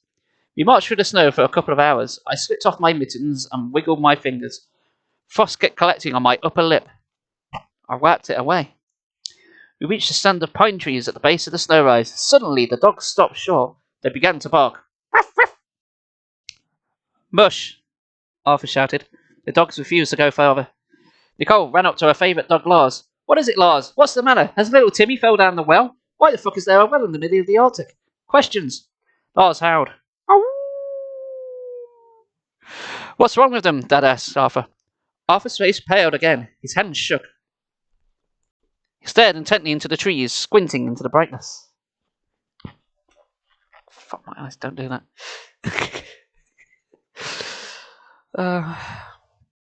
Something's frightened the dogs, he said. Look how far their fur stands on end. I patted Lards. He's a good boy. He's a good little boy. He's a good little boy. It was true. His fur stood straight up, the dog growled. Not much scared these dogs, Arthur said. Whatever it is, it's scaring them bad. The dogs all howled. Dad huddled close. Dad huddled close to Dad. That would be fucking weird. Then Dad had the ability to clone himself, which he didn't tell us about. But that's another Goosebumps book for another day. There's something dangerous on that snow rise, Arthur said. Something dangerous. I'm very near. Why are we in South Park now? You know, the actual Colorado is a desert, but in the show it's snow. And when I learned that as a teenager, that blew my mind.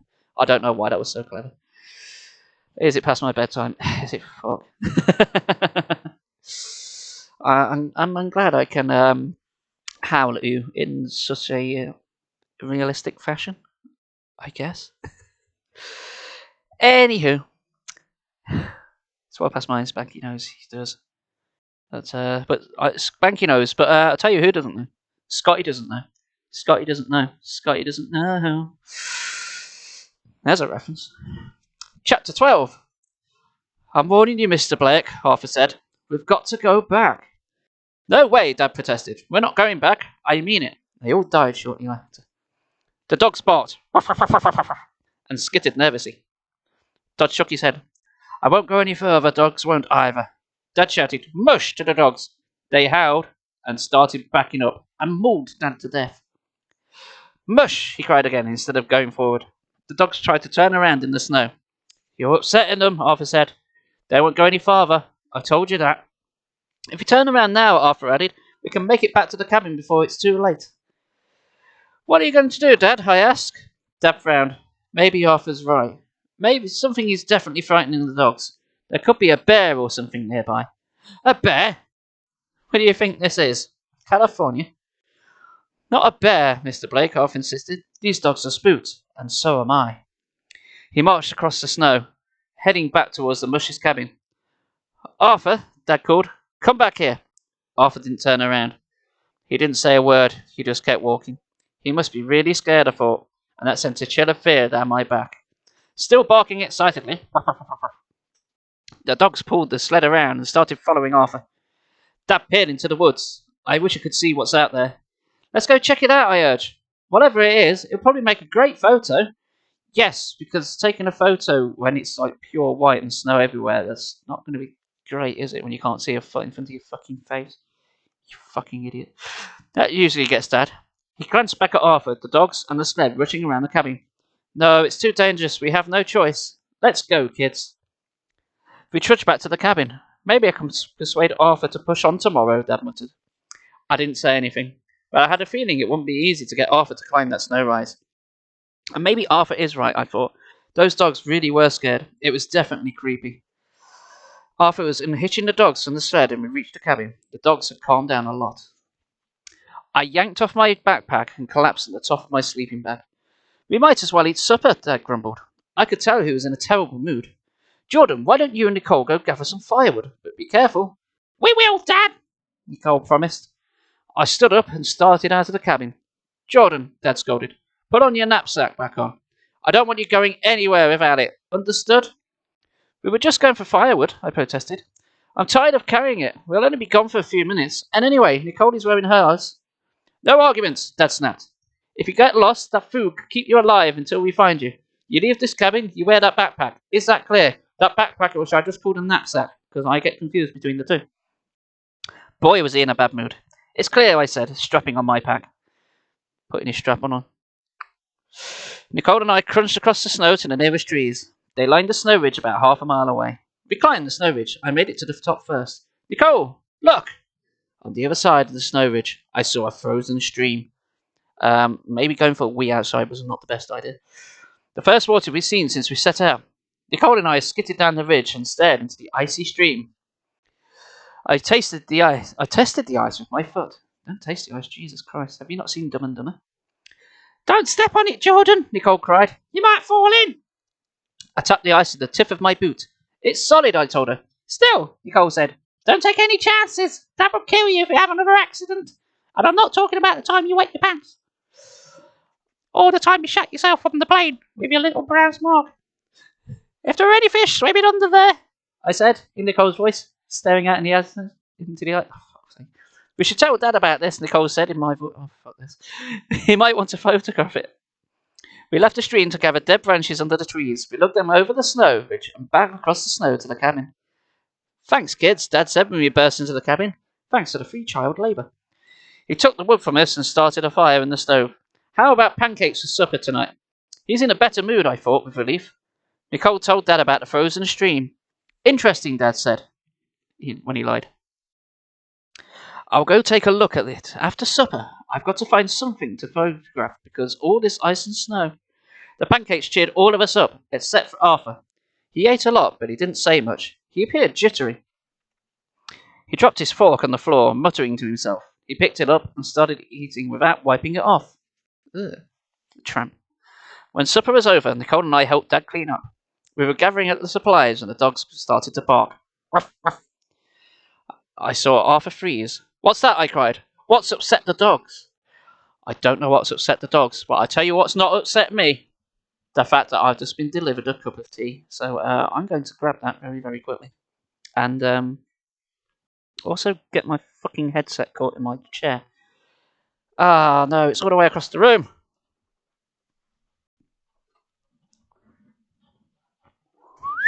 Told you this set was small, didn't I? Wee break. Do you want a wee break? We can take a wee break if you want. Does everyone want a break for a minute? Because I've been going for an hour and a half already. Jesus Christ, I'm not even on page 59. Jesus Christ. Well, we are about halfway. Do you want an ad break? Do you want a wee break? Does anyone want to grab themselves a cup of tea and then we'll carry on in a minute? Shall I go to the intermission screen? Or shall we just carry on? I think we should carry on.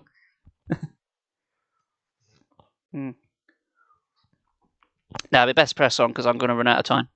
And we don't want everyone falling asleep. Do you want me to read the rest of the book in a smooth voice? Like in my Attenborough voice, so everyone will fall asleep? I mean, I don't want to, because if everyone falls asleep and be no one watching, that would be pretty boring stream for me. Right. Photography of the croutons. You're actually comparing croutons in chat? Fucking hell. Right. Let's march on. Lucky number chapter 13. The dogs yelped and barked. Yip! Was someone out there? An animal? A monster? I'll go check, Arthur said solemnly. He pulled on his coat and wool capped and hurried out of the cabin. Dad grabbed his coat. Stay here, he instructed Nicole and me. He followed Arthur. We stared at each other, listening to the whelping dogs. A few seconds later, the barking stopped. Dad poked his head back into the cabin. Nothing out there. We don't know what got them upset, but Arthur is calming them down. Dad grabbed his camera. You two get some sleep, okay? I'm going to check out that stream. I won't be gone long. He draped the camera over his fur coat collar. The cabin door slammed behind him. We heard Dad's footstep crunching over the snow, then silence. Nicole and I climbed into our sleeping bags. I lay onto my side, trying to get comfortable. It was after 8 o'clock, but still light outside. The sun filtered through the window in my cabin. The light reminded me of when I was little. Mum used to try and make me take a nap in my afternoon. I never could sleep in the daytime. I closed my eyes, I opened them. I wasn't asleep. Oh, actually, while I think about it, very, very quickly. Just give my voice a rest for a second. Discord, I'm on there. I know some of you aren't on there yet. Yeah, if you want more updates, apart from my Facebook and Twitter, there you go. Go join that. It's fun. Occasionally I post stuff. And then everyone rolls their eyes. Let's see. I turned my head and glanced at Nicole. She lay on her back, her eyes wide open. I can't sleep, I announced. Me neither, she replied. I squirmed in my sleeping bag. Where's Arthur? Nicole asked. I wonder what's taking him so long. I guess he's hanging out with the dogs, I said. I think he likes them better than he likes us.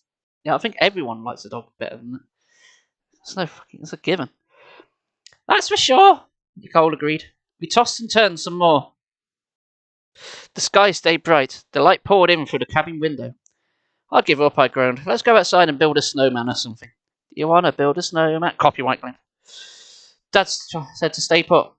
We won't go anywhere. We'll stay by the cabin, I assured her. I crawled out of my sleeping bag and started getting dressed. Nicole sat up. We shouldn't, she warned. Come on, what could happen? She stood up and pulled on her sweater. If I don't do something, I'll go scare crazy, she admitted and immediately changed her mind. I mean, poor Muzzy, tough has been struck. No problem, that's fine, that's fine. You know what? I think it is Arthur, isn't it? It's up to something. At best, it will turn out to be a rabbit. You know what? If it turns out to be a rabbit, I won't be annoyed. If we get a fluffy rabbit, I'll be well happy with that. I mean, it won't be very scary, but you know what? That'll be fucking brilliant. We can have dogs and rabbits. We can get a ratter and a ferret thrown in. Often I say, hey, what a wonderful kind of day. We can learn to play and get along with each other. You know what? I know that's the Arthur theme tune, but I don't actually know how the Arthur theme tune goes because I've never really watched it. I was a bit too old for that. It did air over here, in the UK, but not till much later, when I was already in my late teens. Anyway, we bundled up. I pulled open the cabin door. Jordan, where? Nicole cried. You forgot your backpack. We're just going out the door, I complained. Come on, Dad said we have to. He'll be furious if he finds us outside, and he'll be even more furious if you're not wearing your pack. Oh, all right, I grumbled. I hoisted the pack over my shoulders, like something's really going to happen to us. So you're going to give the Abominable Snowman a cookie or something? We stepped out into the cold. I kicked at the snow. Nicole grabbed my coat sleeve. Listen, she whispered in Narvi's voice. Hey, listen. We heard the crunch of voices behind the cabin. It's Arthur, I told her. We crept around to the back. It was Arthur. He crouched outside the dog sled, hitching up one of the dogs. Two of us were already tied to the sled. Arthur, I cried, what's up? Startled, he turned around. He didn't reply. Instead, he jumped on the back of the sled. Mush, he commanded the dogs at the top of the lungs. The dogs leaned forward, tugging hard. The sled began to slide away. Arthur, where are you going? I screamed. Come back. The sled picked up speed. Arthur! Arthur! Nicole and I ran after him, shouting his name. But the sled reached further and further from us. Arthur never turned back. Good man. I have a lie because something like it. Go nuts. Go nuts. King Arthur and his merry croutons. His dogs are called the merry croutons. That's brilliant.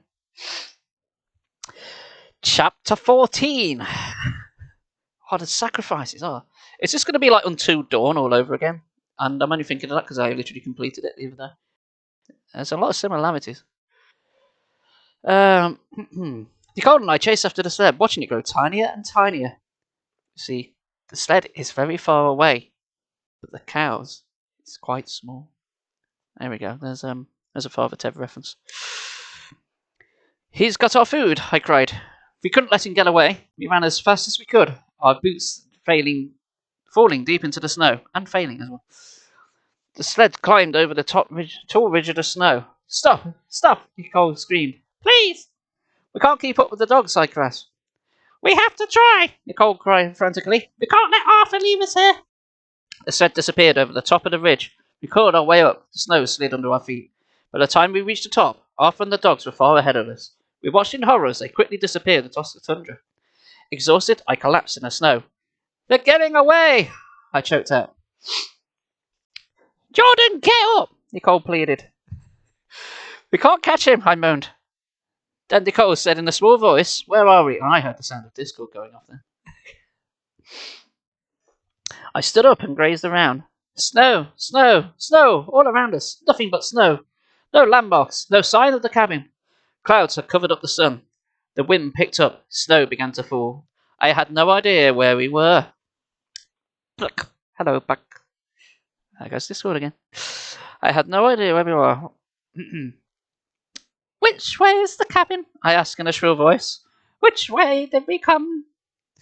We scanned the horizon through the falling snow. I didn't see the cabin anywhere. Nicole took my arm. The cabin is that way. Let's go. Let's go. No, the snow came down harder and faster, stinging my eyes. I said, not the snow. It's in my eyes. I shouted into the wind. Fuck off, wind. Piss off, wind. The cabin's the other way. That's not the way we came. Nicole! Look, Nicole yelled, pointing down. Our tracks. We're just following them home. We started down the ridge, following the ruts we made in the snow. The wind howled, growing stronger. We followed our own footprints for a short while. It was so hard to see the falling snow, all white and grey. The whole world, white and grey. And then they realised they were actually in Milton Mowbray. Nicole peered at me through the thick curtain of snow. I can hardly see you, she shouted. We crouched low, searching for our footprints. They're gone, I cried. The snow had already covered them up. Nicole clutched my arm. Jordan, I'm getting scared. I was scared too, but I didn't tell Nicole. We'll find the cabin, I assured her. Don't worry. I bet Dad's looking for us right now. Unfortunately, what they didn't know is their dad had also starved to death in the snow, because he didn't take his knapsack. I wish I believed it myself. The wind pelted us with hard, icy snow. I squinted into the wind. Nothing but white. White on white. White on grey. Oh, how can you have white and white and then white on grey? Make your fucking mind up. Don't let go of me, I shouted to Nicole. I'll never let go. What? I said, don't let go of me. We could easily lose each other in the storm. She tightened my grip on my arm to show she understood. I'm so cold, she shouted. Let's run. We tried to run for the snow, stumbling against the wind. Dad, we're calling out. Dad.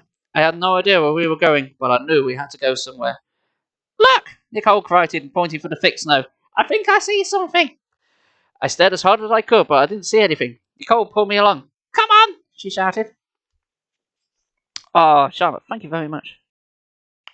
The winner is you. We ran blindly. Suddenly, the ground gave away under our feet. Still holding on to Nicole, I felt myself being sucked down under the snow. Sucked down under the snow. And days turn blue to grey. No, that's a Machine Head track. Tea break. Oh, what's chapter 15? We're getting there. Right. I really ought to drink with my right hand so I don't keep hitting my fucking microphone.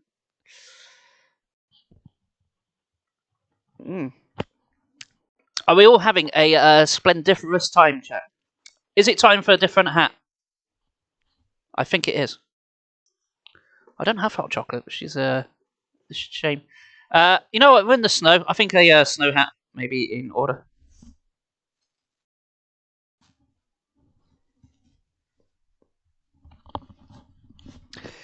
Get the Devil May Cry hat on. There we go. I normally suck with these beanie hats because they always make me look like I'm like a bin man. Hey, Sarah, how you doing? Nice for you to stop by. Okay. Right then. Chapter 15. Down we fell, down into the freezing white. The snow rushed us, swirled around us, and buried us. Another crevasse, I thought. Another deep pit in the snow. Much deeper than the first. We both cried out as we landed, tangled up in each other. I don't like where this is going. First you get sucked off and then you get... Oh, God, no, stop. Stop me. Bad Spanky. Get off! Nicole shrieked. Where are we? Get off! Feeling dazed, I struggled to my feet. Then I grabbed both of her hands and tugged her up.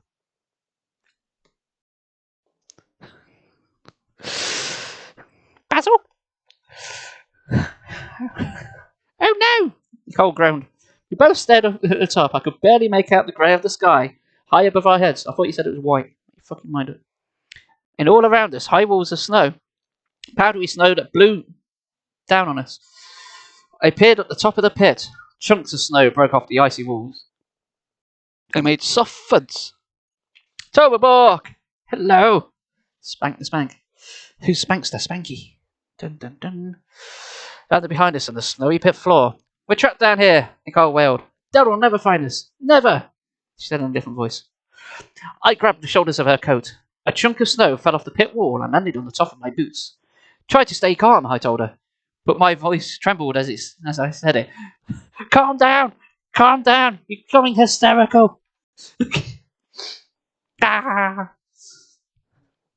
There we go. Sometimes shaking the laptop adds to the immersion. Try not to break the laptop. Calm! How can I say calm? She demanded, shrilly. Dad will find us, I said. I wasn't sure I believed it. I swallowed hard. Stop swallowing. Trying to fight my panic. Dad! Nicole screamed. She cupped her hands around her mouth, raised her head towards the sky, and screamed to the top of her lungs, Dad! Dad! Tucky. Random evolution reference. I clapped a mitten over her mouth. Too late. I heard a low rumbling. The rumbling became a roar as the snow walls began to crack and crumble down on us, down, deeper and down, get down, deeper and down. Trembling in horror, I knew what was happening. Nicole had started an avalanche. The crazy bitch. Michael Bay directing right there. Yeah, there is now. There's an avalanche. And then the avalanche exploded for no reason. Okay. Chapter 16. As sheets of snow tumbled down on us, I grabbed Nicole. I pushed her against the pit wall, and I flattened myself against the wall too. The snow roared down. I pressed myself tight against the wall, and to my shock, the wall gave away. I let out a startled cry. Nicole and I tumbled through the side of the pit. We stumbled forward into total darkness. I heard the crash behind us, my heart pounding. I turned in time to see the pit fill up. Snow piled over the opening in the wall. Nicole and I were sealed in, shut in this dark hole. Our way out was gone. The pit was gone. We crouched in a dark tunnel-like opening, trembling, gasping in fright. Where are we? Nicole choked out. What do we do now? Yes, it is, Toy I don't know. I grabbed the wall. It seemed to be in a narrow passageway. The walls around us were made of rock instead of snow. My eyes adjusted to the darkness. I could see a dim light at the end of the passageway. No, that's too bright. It's too bright. Come on, there we are. That's meant to be dim. Didn't work. Let's see what's down there, I urged Nicole. We crawled on our hands and knees through the passage toward the light. It turned out we'd died. The passage ended. We stood up. We found ourselves in a big cave. The top of the cave towered high above our heads. Water trickled slowly down one of the walls. A dim glow came from somewhere near the back. The light must be coming from outside, Nicole said, without a voice. That means there's a way out of here. We crept slowly towards the cave. The only sound I could hear was the drip, drip, drip of melting icicles. Soon we'll be out of here, I thought. Jordan, Nicole whispered out loud. Look! On the floor of the cave, I can make out a footprint. A gigantic footprint, bigger than the fake one I made in the snow that very morning. Tension. 5 of my shoes could fit inside the footprint. I took a few steps, and then another forward. Nicole grabbed my arm. Do you think it's... She stopped. I knew what she was thinking. Meow, meow, meow, meow, meow, meow, meow, meow, meow, meow, meow, meow, meow, meow, meow. No, that's not what she was thinking. We traced the giant footsteps across the cave floor. They led us straight towards a shadowy corner in the back, and stopped. I glanced up. Nicole gasped. We both saw it at the same time. The creature. The Abominable Snowman. He loomed over us. He stood upright like a human, covered in brown fur.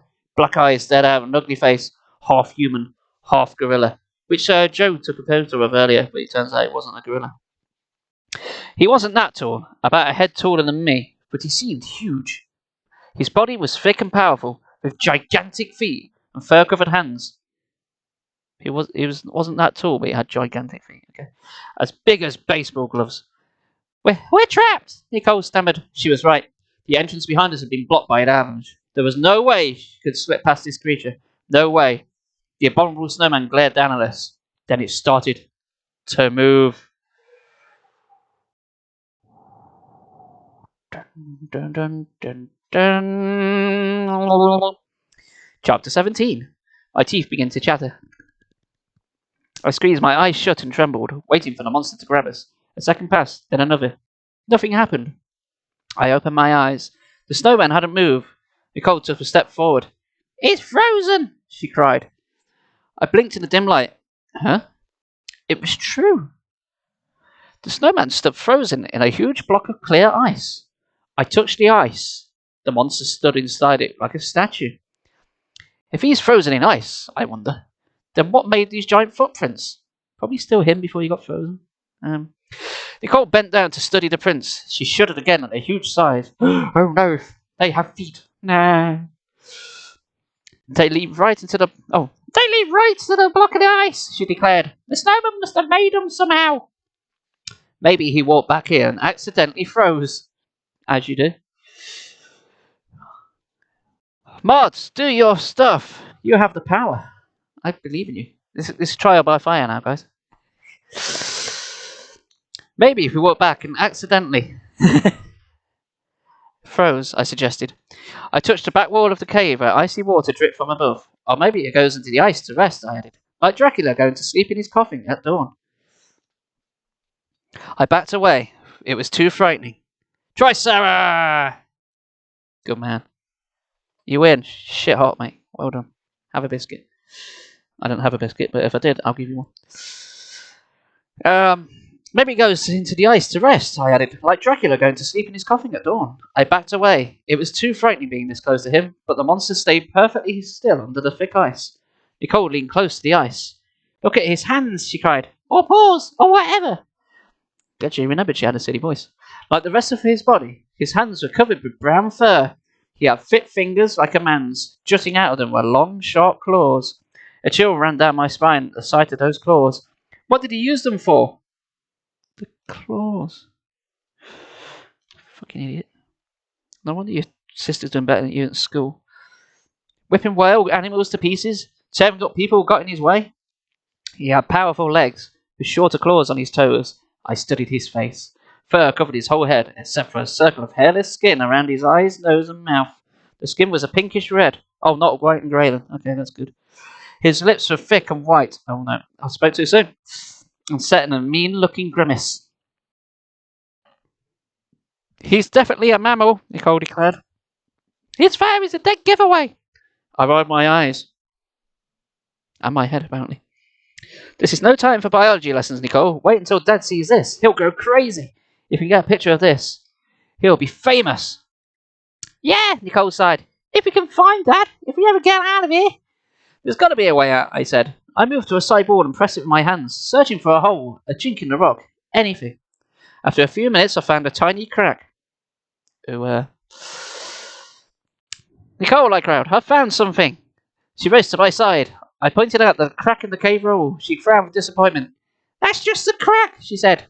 You don't know anything, I protested. Maybe there's a secret door here, a hidden passage or something. She sighed. I guess it's worth a shot. We pressed on the crack. You made this too easy, book.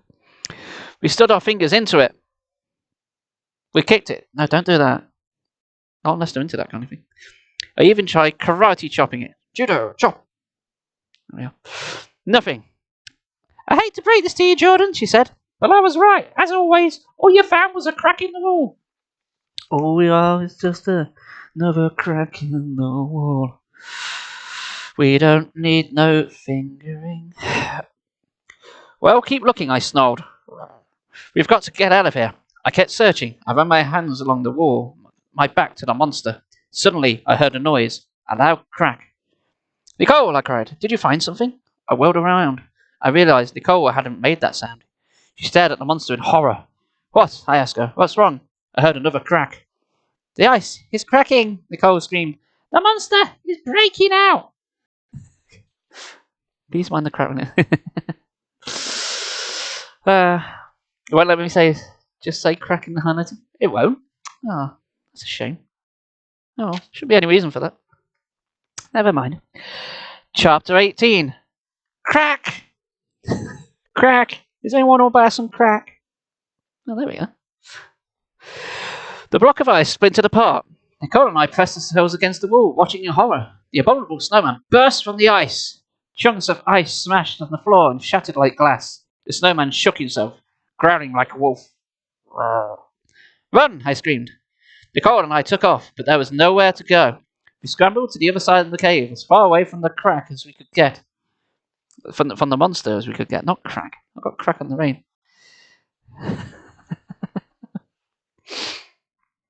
Fair enough. Crack. Boom. Ah, the passageway, I cried. I ducked down and started to crawl for the passage. Nicole grabbed me. Wait, it's blocked. The avalanche, remember?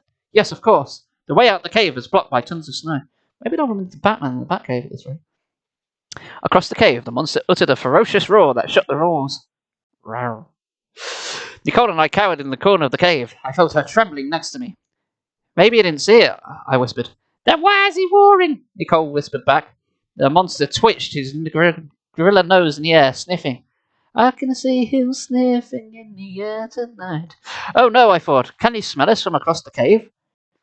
He turned his huge, furry head one way and then the other. He's searching for us, I realised. He smells us. Arrgh, he grunted. He stared into the corner of the cave. Our corner of the cave. Arrgh, he grunted again. Oh no, Nicole moaned. He sees us! I told her to shut the fuck up. Didn't work. The big creature staggered towards us, grunting with each heavy step. Arrgh, arrgh, arrgh. I pressed myself against the cave wall, wishing the cave would swallow us up, rather than me doing the swallowing. Who swallows the swallower? Crack!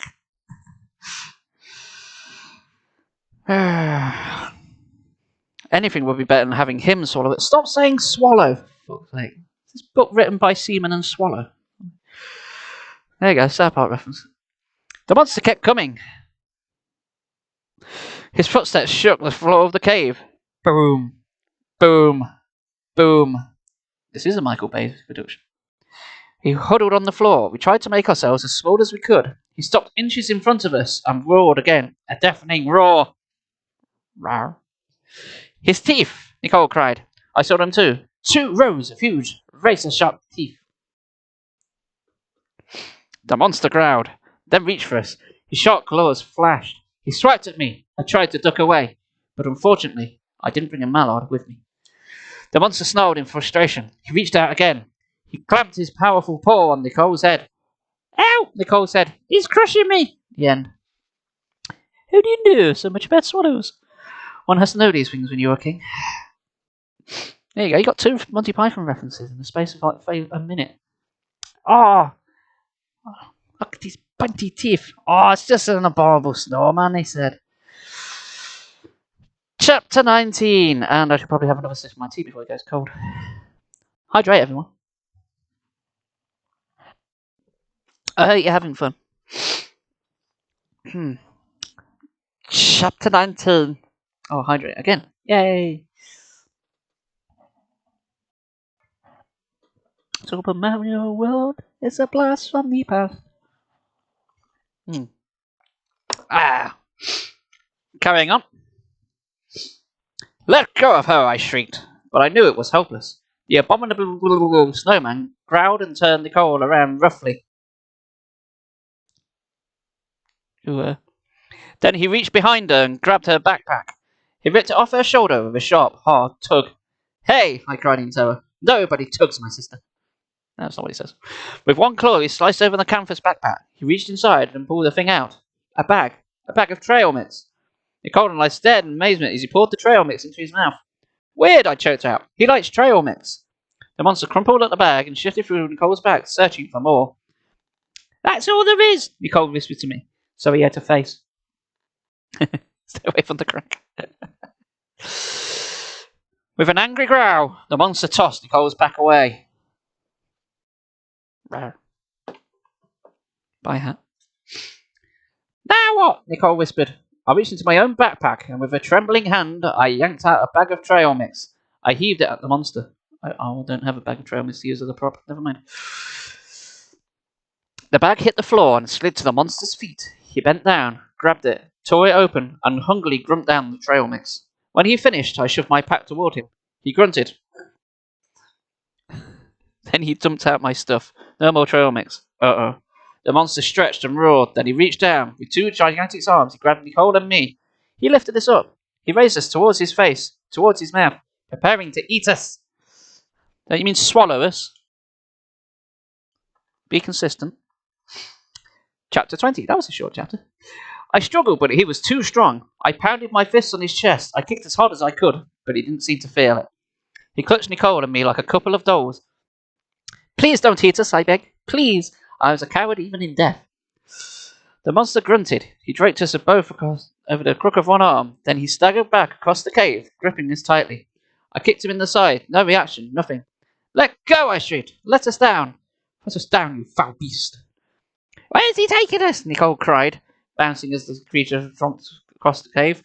Fortunately, her high-pitched shrill voice made his ears bleed, and they killed it. Maybe he wants to roast us, I thought grimly. Maybe he doesn't like it. His kids raw. Maybe he's Maybelline. He lugged us to the back of the cave. With one powerful swipe of the paw, he knocked a boulder aside, and narrow passage appeared behind it. Nicole moaned, "Why didn't we see that before? Maybe we could have escaped." Punchy snowy balls. Could try. Too late now, I groaned. The snowman pulled us through the passage. Sounds a bit rude. We came out into the smaller cave, flooded with light. I glanced up. Above us, I could see the grey sky, but not the white sky as we established earlier. A way out. Balancing us in one arm, the monster scaled the wall of the cave. With big lurching steps, he climbed out of the hole. Nearly rude. Cold air blasted me in the face. That's definitely rude. But the monster's body pulsed with heat. The blizzard had stopped. Fresh snow covered the tundra. The monster stumbled across the snow, grunting as he walked. His gigantic feet sank deep into the snow, but with each step he covered a lot of ground. Where is he taking us? Where? Maybe he has another cave, I thought with a shudder. A cave with more monsters in it. His friends, they'll all feast on us. I tried again to break out of the snowman's grip. I kicked and squirmed as hard as I could. The monster growled. He dug his claws into my side and ripped into shreds. Ow! I yelped, but I stopped squirming. If I moved, his claws dug deeper. Poor Dad, I thought sadly. He'll never know what happened to us, unless he finds our bodies buried in the snow. Suddenly, I heard barking. A dog. The abominable snowman stopped. He growled and sniffed the air. Then he gently dropped Nicole and me in the snow. We landed unsteadily on our feet. Nicole stared at me in surprise. We started to run, stumbling through the deep snow. I glanced back. Is he chasing us? Nicole asked. I couldn't be sure. I couldn't see him now. I only saw white and grey.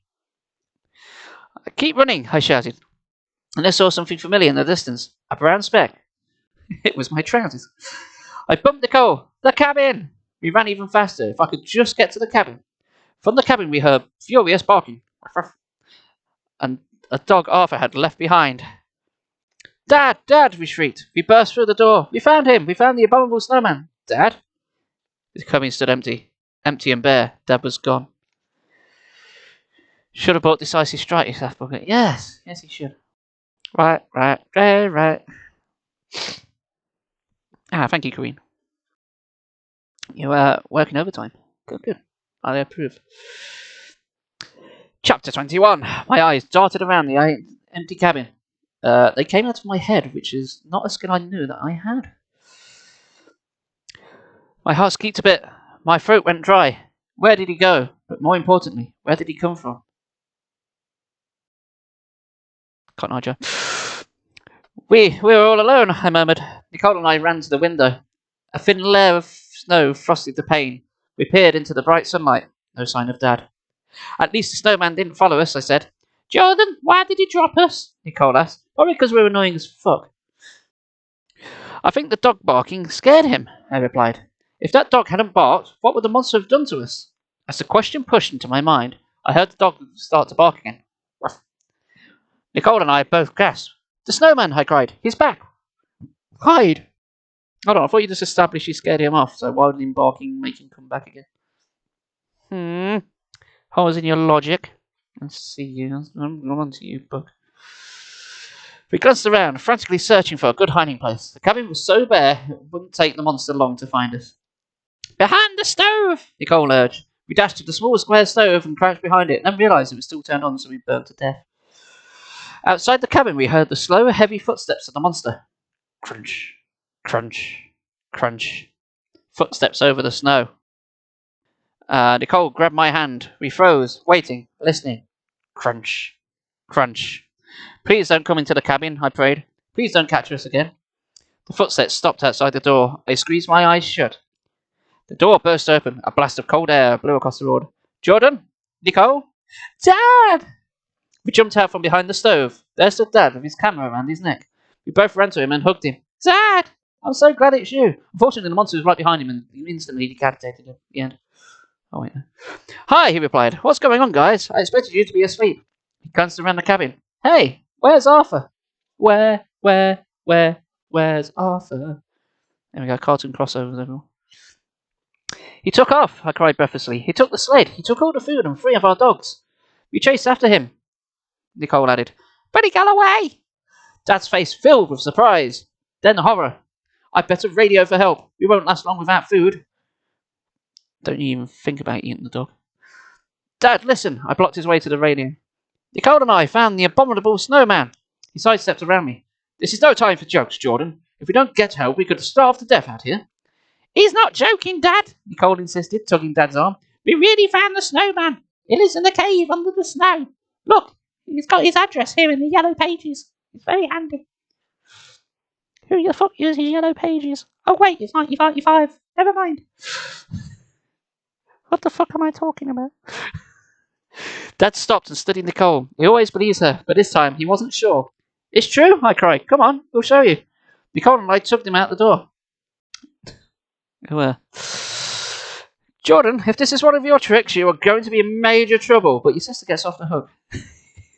You crumb. We're in a serious situation here, and Dad, he's not kidding, Nicole cried impatiently. Come on. We led him out to the snow and the spot where the snowman had dropped us. We pointed out his huge footprints. Why should I believe this? Dad said. You faked the snowman's footprints this morning, Jordan. These just look a little bigger. Dad, I swear, I didn't make these prints. We'll show you the cave, Dad, Nicole promised. Follow the footprints, you'll see. It's unbelievable. You're unbelievable. I'm getting distracted. I knew Dad went along with us only because Nicole insisted. He trusted her. She never played jokes on him. Leaning into the wind because someone farted. We chased the giant prints across the snow. Dad couldn't resist snapping pictures of them, just in case. The footsteps led us back to the cave. They stopped at an opening in the ground. The cave is down that hole, I told Dad, pointing. I think Dad believed us now. Let's go check it out, he said. Huh? I cried. Back down there, to the monster? Dad was... Yeah, but Dad, that's what you came here for. Why are you backing out now, you crumb? Dad was already sliding down the cave opening. He reached up to help Nicole and climb down. I hesitated. Dad, wait, you don't understand. There's a monster down there. Come on, Jordan, Dad urged. Do you want to live forever, you coward? I want to see this for myself. I had no choice. Dad was going to be in there no matter what I said, and I didn't want to wait outside alone. I scrambled down to the opening of the cave. The three of us felt our way along the narrow passage until we reached the mouth of the big cave. Keeping close together, Dad and Nicole walked in, but I stopped at the entrance, staring into the cave. Jordan, come on, Dad whispered. There's a monster in there, I thought with a shudder. A huge monster with long claws and pointy teeth. We managed to escape from him once. Why are we going back? Why are we going this in there? Why is going to happen to us in there? I had a bad feeling. A very bad feeling. I've got a bad feeling about this. There we go. There's a Star Wars reference. Boom. Easy. Chapter 22 on page 89. We are like 3/4 of the way there. Give or take a page. Alright. Burn away. Let's burn through. Chapter 22. Dad grabbed me by the hand and pulled me into the cave. I heard the drip of icy water against the back wall. I blinked in the darkness. Where was he?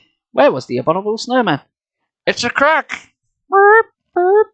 For some reason, the Abominable Snowman had an alarm. He was quite sophisticated.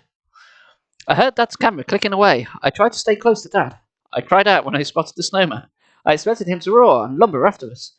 But he stood stiffly, staring straight ahead. Refrozen again, inside a huge block of ice. How convenient. Nicole stepped closer to the block of ice. How does he do that? Maybe he's Devon Brown. This is amazing, Dad cried, snapping picture after picture. Incredible. It really is incredible. You're going to have to head out because it's awesome. No problem, Queen. Thank you for stopping by. Tabitha for weeks, sleep is for the week. Yes. She'll change her mind. Yes, thank you very much for stopping by. And just to everyone, thank you for stopping by. I hope you're having a fun time. Again, this will be on YouTube later, and I shall link it in the Discord as well, because I'm nice like that. Or just want to cause more torture. You decide. I stared up at the monster's face. He glared at us from inside the ice. His black eyes glittered, his mouth set in a toothy snarl. This is the most amazing discovery in history, Dad explained. Do you realise how famous are we going to be? He stopped shooting for a second and peered up to the brown fur monster. Right, let's get it and stuff it and put it in the museum. Why stop here, he murmured. Why go home with nothing but photos? Why not take the snowman himself back to California? In the city of California. Do you know what a sensation that will create? But, ow! Nicole asked. He's alive, you know, Dad, I warned. I mean, he can crack out of that ice. And when he does, it's really scary. I don't think you can control him. Also, he's covered in fur, so being in California where it's established it's really fucking hot, he's probably going to die of exhaustion. Dad knocked gently on the ice, testing it. We won't let him out of the ice, he said. At least not until we've got him under control. But it's hot in California. It will melt. You fucking crumb. Well, that's my new favourite swear word, you know. It's not even a swear word, but I'm going to use it more often. I may make it a channel point thing later on. Maybe an emote. If we get to 50. Nudge, nudge, wink, wink. Crumb. He stepped up close to the ice and snapped a few more snots. a few more shots of the snowman's snarling face. Let's get to the trunk, kids. To the trunkmobile. Dad, wait. I don't like this idea. You don't understand. The snowman could rush us. He let us go once, but why take another chance? Look at his teeth, Dad. Nicole pleaded, in my voice. He's so strong he could pick us back. Both of us. He's so strong he could pick us off both at once. I said, stumbling my words. Going to pot. Yeah. Try again. It's worth the risk, Dad insisted. Neither of you is hurt, right? Nicole and I nodded. Yes, but... Let's go. Dad had made his mind up. He wasn't going to listen to our warnings. I'd never seen him so excited, and he just couldn't hide it. I know, I want to. As we hurried from the cave, he called to the snowman. Don't go away, we'll be right back. We rushed over the snow to the cabin. Dad pulled the supply trunk outside. It was about 6 feet long and about 3 feet wide. The snowman will fit, he said, but with him inside the trunk, it will be very heavy. We need the dog sled to pull it, Nicole said. Oh, fucking poor dog. It's only one dog, he's not going to pull that. But Arthur took the sled, I reminded them. So I guess the deal is off. We'll just have to go home without an abominable snowman. Too bad. Maybe there's another sled around here, Dad suggested. This is an old musher's cabin, after all. Actually, well, that's what he told you, but apparently it was a crack house. Going by all the cracks you keep stumbling upon. I remembered the old sled I'd seen in the dog shed. Nicole had seen it too. She led Dad to it. Fantastic, Dad cried. Now let's get to that snowman before he escapes. We hitched Lars, our only dog, to the old sled and towed the supply truck to the cave. Then we crept silently into the cave, putting the trunk behind us. Careful, Dad, I warned. He might have broken out the ice by now. But the abominable snowman stood where we had left him, frozen in his block of ice. Dad began to cut the ice down to size with a hacksaw. I paced nervously. Hurry, I whispered. He could burst out at any minute. This isn't easy, Dad snapped away. I'm working as fast as I can. He hacked away. Every second felt like an hour to me. I watched the snowman carefully for any signs of movement. Dad, do you have to saw so loudly? I complained. The noise could wake him up. I think the fact that he's been sawed alive might wake him up. Just a thought. Relax, Jordan, Dad said, but his voice was tight and shrill too. Then I heard a crack. What did I just say? Bad cracks. Look out, I cried. He's breaking out. Dad straightened up. I cracked the ice a bit, Jordan. I studied the monster. He hadn't moved.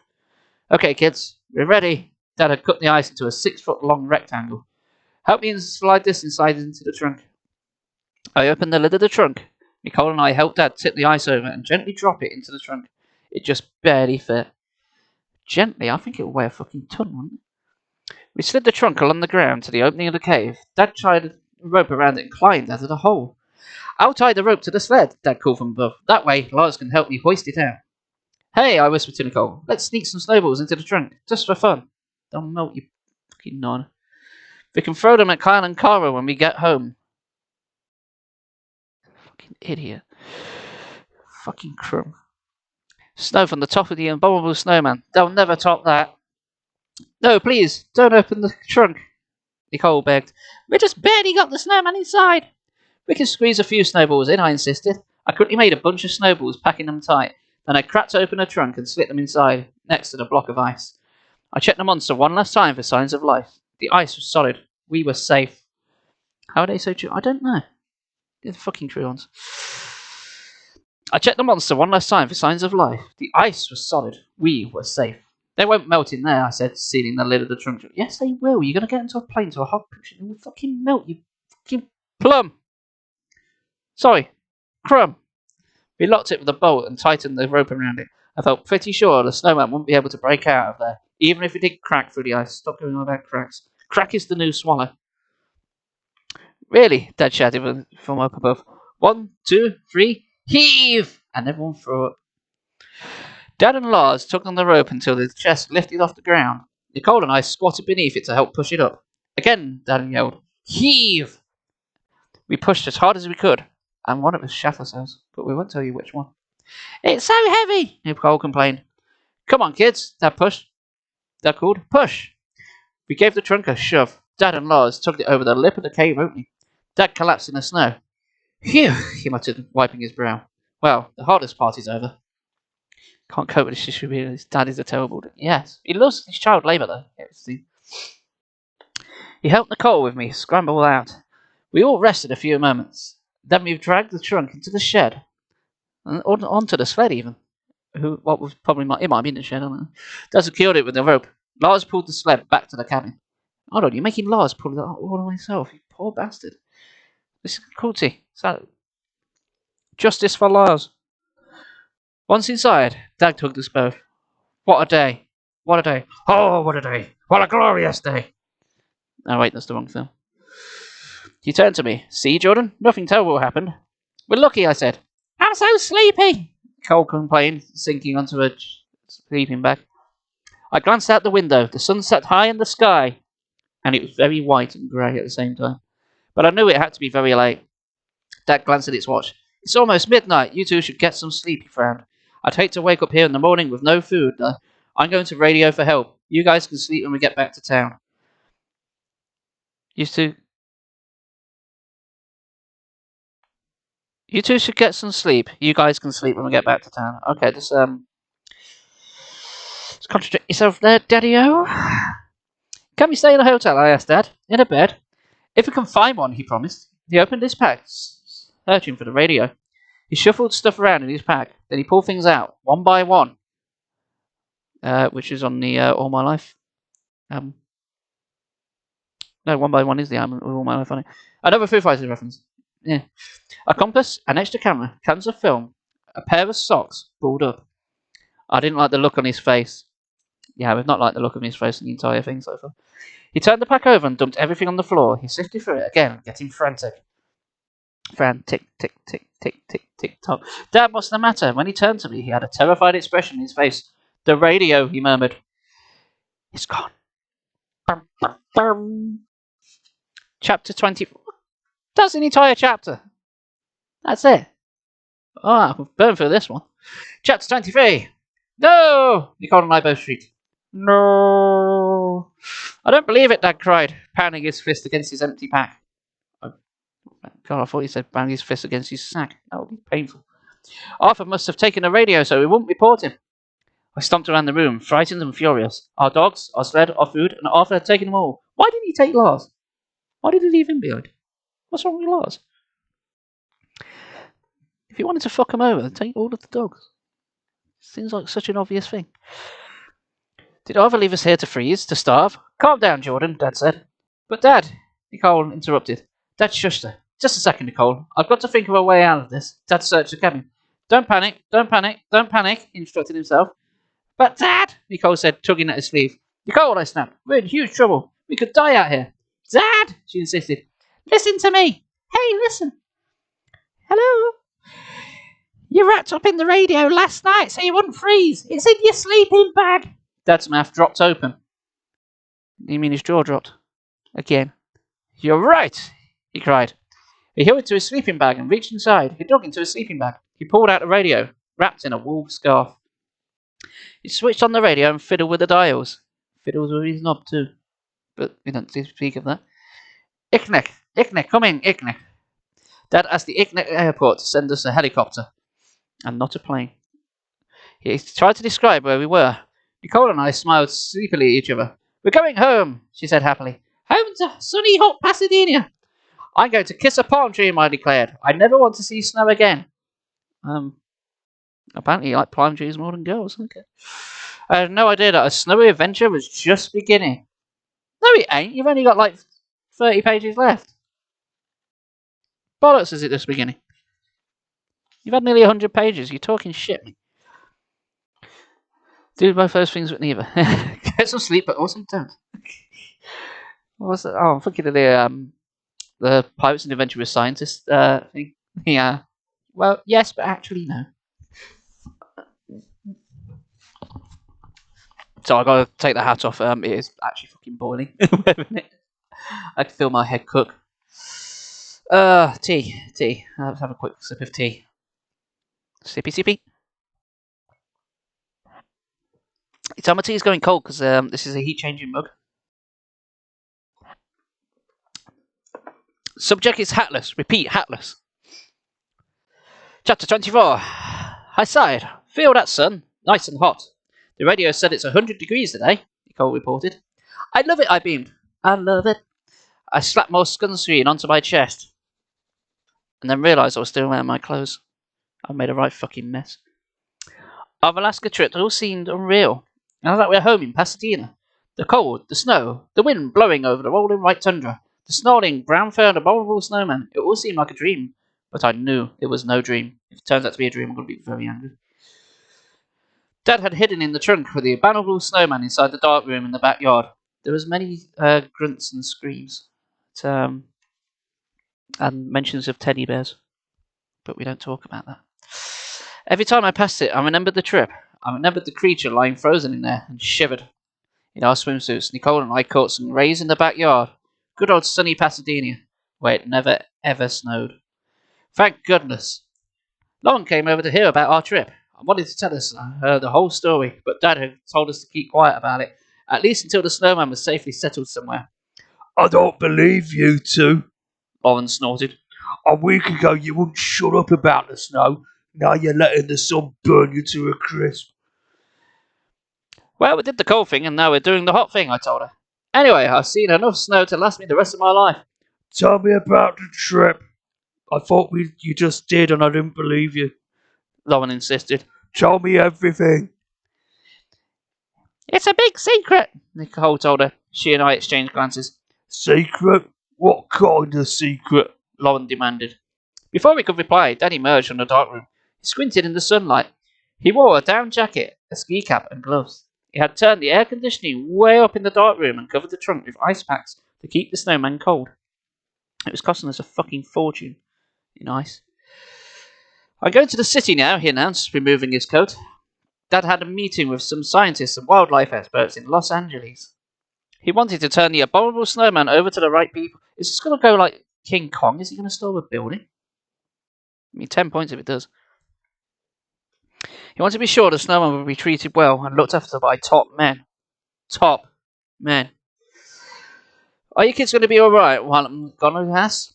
Of course, Nicole replied. We survived the Alaskan tundra. I think we can live through one afternoon in our own backyard. My mum is home, Lauren said. She'll be around if we need anything. Good, Dad nodded. Okay, I'm off. But remember, Jordan and Nicole, if you're listening, don't touch the supply trunk. Stay away from it. Got you? Got you, Dad, I promise. All right, I'll bring a pizza home for dinner. Good luck, Dad, Nicole called. I watched her jump into the car and drove off. So what's the big secret? Lauren asked as soon as Dad was gone. What's in the supply trunk? What's in the box? What's in the box? Nicole and I glanced at each other. Come on, spill, Lauren urged. I won't leave you alone until you tell me. Or crack. Or swallow. I couldn't resist. I had to tell someone. We found him. And we brought him back. Found who? The snowman. The snowman. It's not plural, you twat me. The snowman, Nicole exclaimed. The abominable snowman. Lauren rolled her eyes. For sure. And did you find the tooth fairy up there too? Yes, we did, I joked. He's lying in the dark room right now, Nicole told Lauren. Lauren's face twisted in confusion. Who? The tooth fairy? No, the abominable snowman. A real one, I said. Trapped in a block of ice. Along with 4 or 5 snowballs, I thought to myself. It's not that impressive. Snowballs I could throw at Lauren for a nice little surprise. Don't throw balls at Lauren's face. Prove it, Lauren challenged us. You're making it all up. You think you're really funny. Nicole and I exchanged glances. I knew what she was thinking. Dad had just told us to stay away from the trunk. You two are just as bad as the Militrins, Lauren complained in a different voice. That did it. Come on, I said. We'll show you. Better not, Jordan, Nicole argued. We won't hurt anything, I promise. We'll just pull open the lid a tiny bit so Lauren can see him. Then we'll slam it shut. No harm done. Have you not seen Creepshow? Do you not know how this ends? Actually, probably not. I climbed off my lounge chair and started across the lawn to the dark room. Nicole and Lauren followed me. I knew they would. I opened the dark room door and switched on the light. A blast of cold air swept over me, making my bare chest tingle. Nicole hesitated in her door. Jordan, maybe we shouldn't.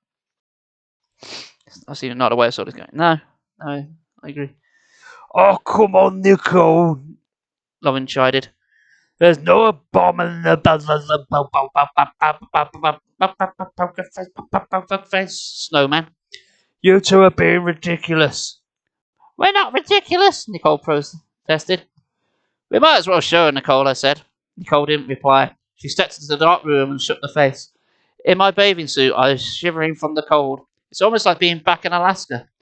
I knelt behind the huge trunk. I unhooked the latches. Look in the trunk. I think he meant trunk. There we go. Simpsons reference.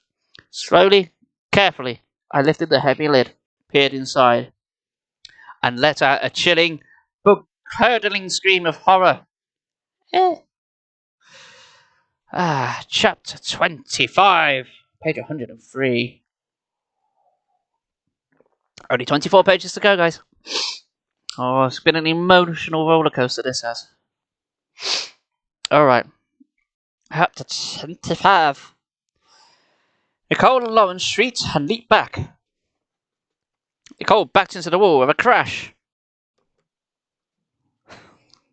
Lauren ducked under the developing table and knocked her headset off. I couldn't keep a straight face. I started to laugh. Gotcha! I cried gleefully. I was so pleased with myself. And then they beat me to death with their own shoes. I had scared them to death. They were both stiffer than the Abominable Snowman, which is weird considering they were ladies. He lay frozen and still inside of his block of ice. Jordan, you creep! Nicole declared angrily. She punched me in the back. Lauren punched me too. Oh, fuck's sake. Ow. And she peered into the open trunk and let out another scream. It's real. You weren't kidding. I could see that she was breathing hard. It's okay, Lauren, I assured her. He can't hurt you. He's frozen. Let it go. Let it go. Oh no, he's into frozen. He's actually fallen down. He's just sliced your face off. She stepped closer and stared down at him. He's huge. She cried in amazement. His eyes are open. They're so mean looking. Close the lid. Close the lid, Jordan, Nicole insisted. Quick, we've seen enough. Now do you believe us? I asked Lauren. She nodded. It's awesome. She shook her head, stunned at the amazing sight. She nodded and shook her head. And had a stroke. Lauren is a bit odd, yes. I think I've established everyone in this book is a bit odd. I think the only person I'd like so far is Arthur, because he just left them to die. Which is the correct thing to do. Before I shut the lid, I sneaked 2 snowballs out of the bottom of the trunk. Snickering, I passed one to Nicole. What's so funny? Lauren asked suspiciously. Nothing, I said. I sealed the lid shut and latched the trunk. That'll hold him, I thought. We're safe. Dad will never know we sneaked a peek at the monster. That sounds like it's a euphemism. You took 2 girls into a dark room and showed them your monster. This is not going to hold up in court. It's just not. We left the dark room, closing the door carefully behind us. This creature is just so awesome, Lauren exclaimed. What is your dad going to do with him? We're not sure yet, Nicole replied. Dad's trying to figure that out. She held her hands behind her back, hiding the snowball from Lauren. Suddenly, she shouted, Hey, Lauren, think fast! She threw the snowball at Lauren. It missed. Splat. It hit a tree. Nice shot, Ace, I cried sarcastically. but then I gaped at the tree in shock. The snowball, it didn't crumble to the ground. It started to grow. I hope you're on about the snowball and not your monster. Thick white snow spreads quickly up the tree. You're not helping. You're not helping. And over the branches. Within seconds, the entire tree was covered in snow. Wow! Lauren gasped. Nicole, how'd you do that? Colin and I stared open-mouthed at the snow-covered tree, doing our very best goldfish impression. I was so stunned the snowball fell out of my hand. I jumped back as if it hit the ground and spread. Oh wow! I shrieked. I watched snow spread over the lawn like a white blanket. I was joking about the let it snow. No, let it go. Oh, never mind. Fuck this. I bought that joke. It didn't work. I watched the snow spread under the lawn like a wet white blanket. It spread under our bare feet, over the driveway, out into the street. Oh, it's cold! Nicole wailed, hopping from foot to foot. This is too weird, I cried. It's 100 degrees out and the snow isn't melting. It's spreading. It's growing deeper. I turned to see Lauren hopping and dancing, whirling round wildly. Snow! Snow, she sang. It's wonderful. Snow in Pasadena. And the economic. That's the wrong fucking thing. The environment is what I meant to say. Is fucked. Like, everyone's going to die. All the wildlife are going to freeze to death. We're fucked. The infrastructure's fucked, fam. Did I say fam? Ugh. Don't do that, me. Jordan, Nicole said quietly. This isn't right. We should have left the snow in the cave. It isn't normal snow. Of course she was right. Any cave where an abominable snowman lives has got to be a weird place. Toy. But how could we have guessed? Let's build a snowman, Lauren cried gleefully. No! Nicole warned. Don't touch it! Don't do anything, Lauren! Not until we've figured this out! I don't think Lauren heard my sister. She was too excited. She kicked a spray of snow at an evergreen bush. The bush froze over with snow. What are we going to do? I asked Nicole in Nicole's voice. What's going to happen when Dad comes home? He'll kill us. Nicole shrugged. Beats me. But you're supposed to be the brain, I spluttered. This is so cool, Lauren squealed. Snow in Pasadena, and I've got stopped the wrong voice. She picked up a chunk of snow and started balling it between her hands. Snowball fight, she cried. Stop it, Lauren, I cried. We're in big trouble here, don't you understand? Lauren fired the snowball at Nicole. Leroy Jenkins, she didn't shout. Instantly, thick white snow spread all over Nicole's body, covering her until she looked like a snowman. Well, this escalated quickly. Nicole, I cried, running over the snowy ground to her. Nicole, are you okay? I grabbed her arm, stiff as an icicle. She was frozen solid. Nicole! I stared into her snow-covered eyes. Can you hear me, Nicole? Can you breathe in there, Nicole? Nicole? Nicole! Snake? Snake? Snake! Burp, burp, burp, burp, burp, burp, burp, burp. Hopefully I won't have to do a voice anymore. Hydrate! Good idea! A bit more. 12 AM at Shadow Beam. Alright, it's Babylon. We've only got like 15 pages left. No, 20 pages. No, 19. I know how to count. Don't judge me. Actually, judge away. I'm on a public website. Judge harshly. I don't care. Chapter 26. Oh no, Lauren shrieked. What have I done? My sister was a statue. A frozen, snow-covered statue. I preferred it that way. Nicole, I'm so sorry, Lauren cried. Can you hear me? I'm so sorry. Let's take her inside, I suggested frantically. If we get her in the warm house, maybe we can warm her up. Lauren grabbed one of Nicole's arms. I grabbed the other, and she shattered to pieces and died horrifically. We carefully dragged her stiff body to the house. Her bare toes, hard as ice, left a long trail in the snow. It was cold as ice. You willing to sacrifice? Well, actually, you weren't willing, but fuck it. We got you. It's so freezing, Lauren called. How can we melt the snow? Let's put her next to the oven, I said. Maybe if we turn her up full blast, the snow will melt. We stood her in front of the oven. For a good measure, I turned on all the burners on top of the stove and burnt the house down. Whoops. That's what happens when we don't have Dad around. That ought to do it, I said, a bead of sweat trickled from my face. From the heat or from worry? Lauren and I watched and waited. I didn't move. I didn't breathe. And I suffocated to death. The snow didn't melt. It's not working, Lauren groaned. Nothing's happening. I tapped Nicole's arm. Solid ice. I tried to stay calm, but I felt as if 100 butterflies had sat dancing in my stomach.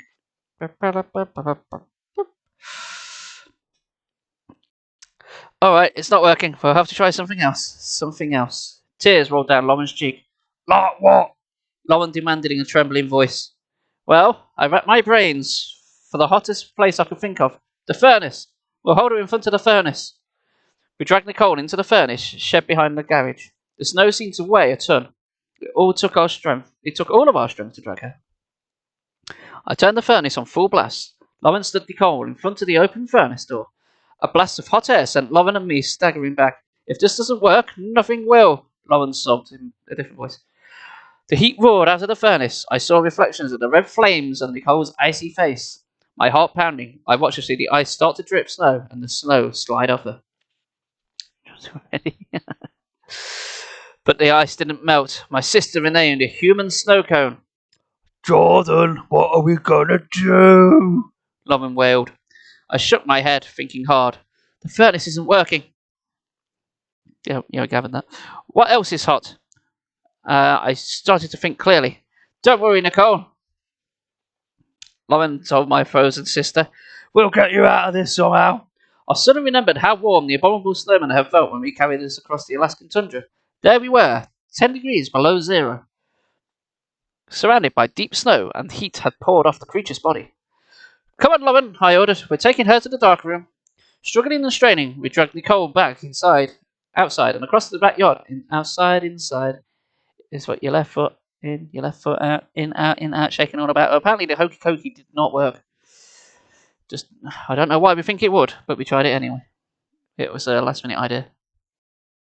Stay here, I told Lauren. I'll be right back. I raced into the kitchen. I pulled open all the cupboards and drawers, desperately searching for one thing. Trail mix. Please let there be trail mix somewhere in this house, I prayed. You know, he probably likes other stuff other than trail mix. Yes, I found a plastic bag with trail mix behind an old box of spaghetti. Maybe he tried spaghetti. He took my spaghetti. I grabbed it and flew back into the dark room. Lauren stared at the bag in my hand and then realised that wasn't my sister. What's that? Trail mix. Trail mix, Jordan. Can't you wait to eat later? It's not for me, it's for him. I motioned at the trunk. What? I unlatched the trunk and pulled it open. The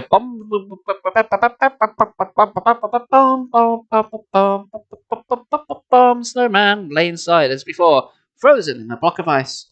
I grabbed a handful of trail mist and waved it above the snowman's face. Wake up, I begged, singing the Rage Against the Machine song. Please wake up. Look, I brought you some trail mix. Jordan, have you totally lost it? Lauren screeched. What on earth are you doing? I can't think of any other way to save Nicole. We tried the hokey cokey and now we're all out of ideas. I cried. My hand trembled as I frantically waved the trail mix over the snowman. Come on! You know you love trail mix. Wake up! Please wake up! Come out and help us. And hopefully you won't slash my face open. I leaned over, staring hard at the monster's eyes, watching for him to blink, watching for any signs of life. But the eyes didn't move. The creature stared lifelessly up through the block of ice. I refused to give up. Yum, yum! I shouted, my voice high and wild. That just freaked him out, if anything. Trail mix, boy, is that good? I popped a few raisins in my mouth and chewed. Delicious trail mix. I was still getting sponsored by these or something. Seems like an advert. So good, so tasty. Come on, wake up and try some. Trail mix, part of a complete balanced breakfast. He's not moving, Lauren sobbed. Give up, Jordan. It isn't going to work, she continued in a normal voice. Chapter 27. I jumped when I heard a soft sound, a faint crick on a crack. I stared down at the block of ice. Did the monster move? No. Silence now. The abominable snowman's black eyes glittered up at me, lifeless and blank. Was it my imagination? Lauren is right, I thought sadly. My plan isn't working. Nothing is working. I gently touched my sister's stiff, frozen arm. Maybe when Dad gets home, I hoped. Maybe he'll think of some way to save her. What are we gonna do? Lauren sobbed, sounding like she was turning into Shrek. She was no help at all. Crack. I heard it again, louder this time, and then again. Crack! Crack! Have you got crack? Turns out the Abominable Snowman liked ice. And crack. You like both. You can like two things. A long crack. Stop saying crack. A long crack ripped across the ice. The Abominable. A bum a wimble wait. The Wumble Snowman ground. Rawr. Lauren let back with a wild scream. Eh. It's alive! It's alive! The ice broke up. The furry snowman slowly pulled himself up, moaning. It's like me in the morning. Lauren cried out in fear. She pressed herself against the dark room wall. What's he gonna do? Shh. The monster shook shards of broken ice from his shoulders. He lifted himself out of the trunk. He uttered a low growl. Jordan, look out! Lauren cried. The monster lurched toward me. My heart jumped. I wanted to back away or run away, but I couldn't. I had to stay to help Nicole. The snowman grunted. That one's actually in the book. I actually said that one correctly for a change. The snowman grunted. He swiped a giant paw at me and killed me in one hit. The end. Lauren let out another shrill scream. I leapt back. What would the monster do? The monster cried again. He took another swipe. Let's get out of here, Lauren shouted. He's gonna hurt you. I wanted to run, but Nicole. The monster swiped at me again and snatched a bag of trail mix out of my hands. I suddenly realised that was all he wanted. He'd been grabbing for the trail mix. He poured the trail mix into his mouth, gulping it down, swallowing it,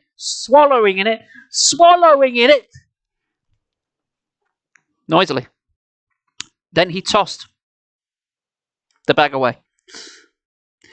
Lauren pressed her back against the corner of the room. Make him go back into the trunk, she cried. Are you crazy? How could I do that? Let's dream closer. Whoa! Never do that again. Everyone's unfollowed. Spank film. What the fuck am I doing? Yeah, we're getting close to the end. I should really retain focus. I've only got 12 pages to go. His heavy footsteps shook the floor. He stopped in front of Nicole. He reached his powerful arms around her snow-covered body and squeezed. Stop him! Lauren screamed. He's crushing her. All right, let's barrel through the next two chapters. There's got a lot to wrap up. They've got Carol and Kyle who disappeared from the rest of the book. Arthur's just fucked off. His dad's fucked off. It's better have a damn good ending. And where's Miss Bunny Rabbit who were promised? Which wasn't promised, but was implied by chat, and now we want it to happen. 28. I couldn't move. I stared in horror. I've just noticed my camera's been quite too far up this entire time. The big creature hugged Nicole hard, so hard that he lifted her off the ground, and she shattered into a million pieces. And I laughed. Stop! I finally shouted out. You're hurting her! Without thinking of the danger, I dove forward. I grabbed his furry arms with both my hands and struggled to pull him off my sister. With an angry grunt, he brushed me away. I stumbled back and fell into Lauren. I turned to see the monster squeezing Nicole. Lauren pointed to the floor. Jordan, look! Gazing down, I saw a small puddle of water under Nicole's feet. The monster had wet himself. Well, he has travelled like cross country and he's not been for a piss the entire time. Are you surprised? Water dripped off her and onto the floor. As it hit the floor, it evaporated, vanished from sight. Did I see Nicole's toes wiggle? Yes! Was this line written by Quentin Tarantino? Also, yes. I stepped closer, caught a glimpse of her face. A dot of pink appeared on her cheeks. Yes! Chunks of snow dropped off her body. They thudded to the floor, melted, and disappeared. I turned to Lauren. It's working! I cried happily. He's defrosting her! A trembling smile across Lauren's worried face. A few seconds later, the snowman let Nicole go. The ice and snow had all melted and disappeared. The snowman gave a satisfied grunt and stepped back. Nicole moved her arms stiffly. She rubbed her face as if she was waking up. Nicole! I cried, grabbing her by the shoulders. Warm! Her shoulders were warm. Just said that. Are you okay? She shook her head, dazed. What happened? What time is it? What year of man? Lauren ran up to Nicole and threw her arms around her. You're frozen, She said. frozen like a snowman. But thank goodness you're all right. I tried to see the snowman watching us. Thank you, I called to him. I don't know if he understood me. He grunted. Let's get out of here, Lauren urged. I'm freezing. And I hoped I didn't have to do that voice anymore. Maybe the sun will warm you up, I told her. We opened the dark room door and stepped outside. The sun still beamed down. The air felt sweltering hot, but the whole yard was covered in snow. Oh yeah, Lauren murmured. We've knackered the ecosystem. Shit. I forgot about that. Hey, I cried out when I saw the abominable snowman leap out of the dark room. He's escaping, I shrieked. That will kill us, Nicole cried. All three of us started shouting at the creature. He ignored our cries and footed heavily across the snow. His black eyes narrowed on the snow-covered tree. He stepped up to the tree, threw his arms around it, and hugged it tightly, just like when he had hugged Nicole. I watched as the snow began to melt. The blanket of white slipped down, shrieking away until the tree stood green and golden again under the sunlight. Wow, I uttered. Wow. Hands pressed against my face, but the big furry creature had more surprises in store. With a loud grunt, "Urgh," he dropped to the snowy ground. As we stared in surprise, he began to roll in the snow. The snow appeared to stick to his fur. As he rolled, the snow vanished beneath him. Before long, the big creature was rolling on green grass. The last of the snow had vanished. He jumped to his feet. His eyes went wide, and he shuddered a pained cry. What's the matter with him? Sorry, what's the matter with him? Lauren demanded. The snowman gazed around, stunned, at the green grass, the palm trees. Then he raised his eyes to the blazing sun and went blind. He clutched his fur-covered head and let out a scream of terror. He seemed confused for a moment, frightened. Then he let out a deep grunt. He took off down the street. His big paws thudded heavily against the pavement. I ran after him. Wait! Come back! He tore through someone's yard and kept running. I gave up. No way I could catch him. Nicole and Lauren caught up to me. Where's he going? Nicole demanded.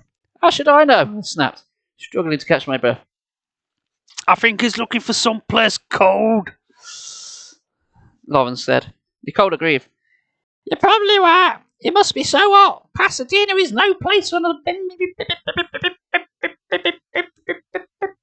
snowman. He probably found a cave in the mountain, I said. It's a lot colder up there. I only hope he finds a way to get to trail mix. Why is he going shopping now? Has he got a job? How's he got to afford fucking trail mix? Everything fine. My sister got fucking dysentery. We trudged back to our yard, green again, and the hop. Yeah, jury's out on that, mate. I knew that Nicola had one word in our minds. D-A-D. Dead. No, Dad. We had instructed us to not to touch the trunk. We had ignored his warning. Now the snowman was gone. Dad's big discovery. Dad's big chance for fame. Gone. Gone forever. It was all our fault. At least Dad has his photos, I said softly. The photos will remember everyone all by themselves.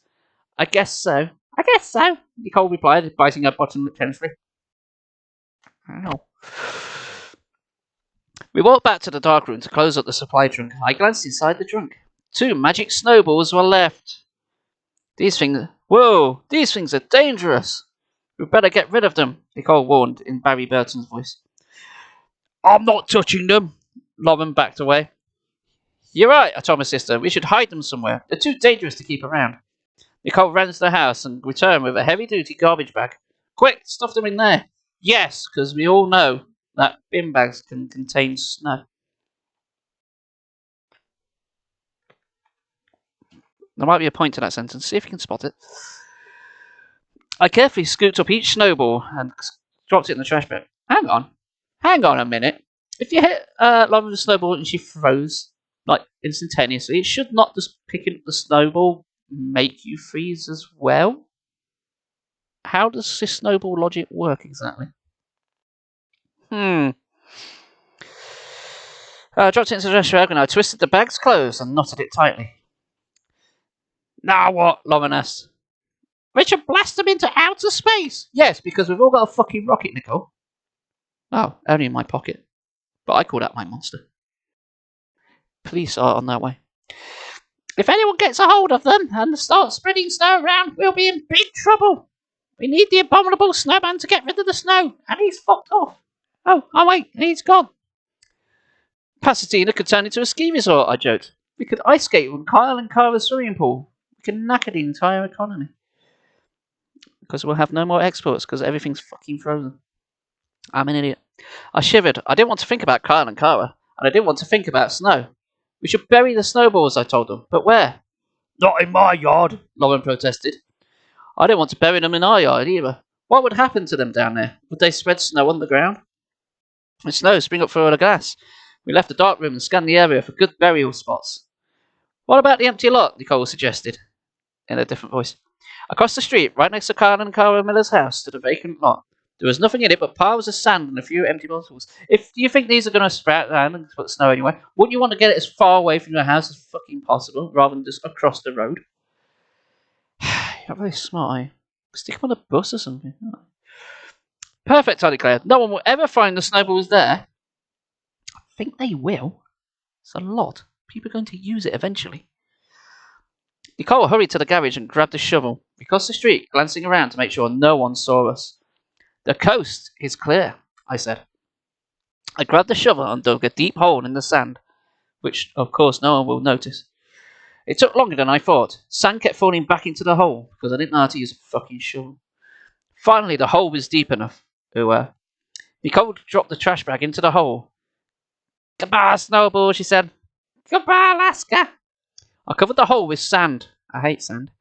Lauren smoothed it out so you couldn't tell the sand had been dug up. Wow, I groaned, wiping the sweat from my face. I'm glad that's over. Let's go inside and cool off. I put away the shovel, then Nicole, Lauren, and I got ourselves some cold apple juice and collapsed in front of the TV. A short while later, we heard Dad's car pull away into the driveway.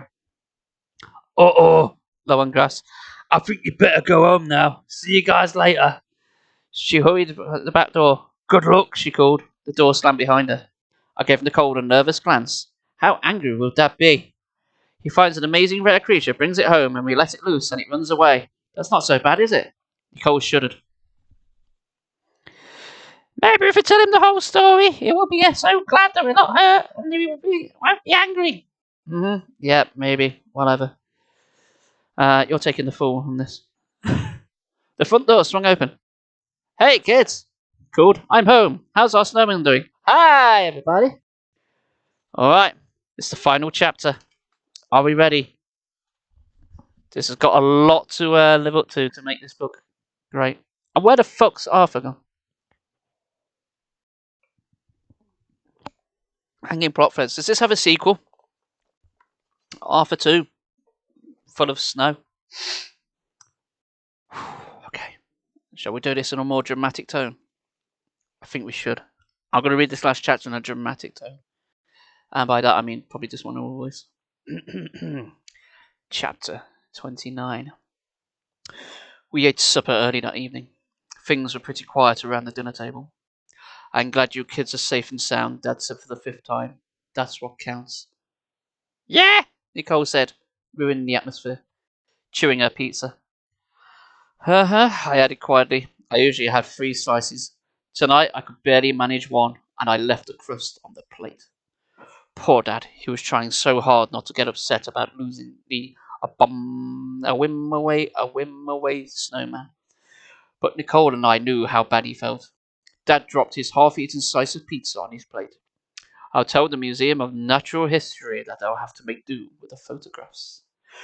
Photographs are better than nothing, I said. Better than nothing? Are you crazy? Nicole cried. Those pictures are going to amaze the whole world. Dad perked up. That's true. I mentioned them to some TV producers. They went wild. He stood and carried his plate to the sink. I think I'll go out to the dark room and develop that film right now. Those pictures are going to cheer me up. I mean, they're historic. Historic. I was glad to see Dad snap out of his disappointment. Nicole and I followed him, eager to see the photos. We sat quietly under the red light while Dad developed the negatives. At least he pulled the first set of contact sheets out of the chemical baths. Nicole and I leaned close to see the pictures. Huh, Dad uttered in an astonished cry. Snow. Nothing but snow. 10 pictures of snow. That's strange, Dad choked out. I don't remember taking these shots. Nicole flashed me an evil stare. I knew what she was thinking.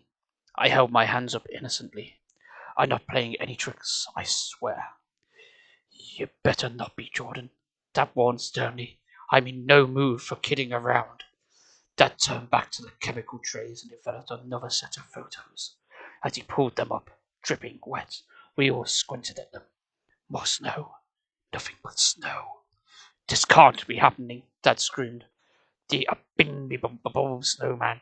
He should be standing right there, he pointed.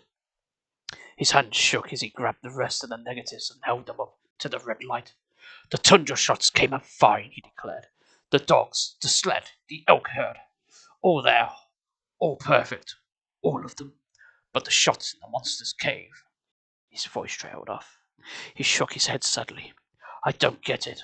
I just don't get it. How could this be? Not a single shot at the creature. Not one. I sighed. I felt so bad for Dad. I felt so bad for all three of us. No Abominable Snowman. No photos of the naval bomb snowman. It was almost as if he had never existed. As if the whole thing had never happened. Nicole and I left. And I left Dad in the dark room to finish his work. We trudged around the house to the front. Nicole groaned and grabbed my arm. Oh no, look. Across the street in the vacant lot, I saw the militants kneeling down, digging in the sand. They're digging up the snowballs, I gasped. Those creeps, Nicole growled. They must have been spying on us while we buried them. We've got to stop them, I cried. We hurried across the street, running full speed. I saw Kyle rip open a garbage bag and pull out one of the snowballs. He swung back his arm and aimed at Kara. No, Kyle, stop, I screamed. Don't throw it. Stop. Don't throw it, Kyle. Fuck.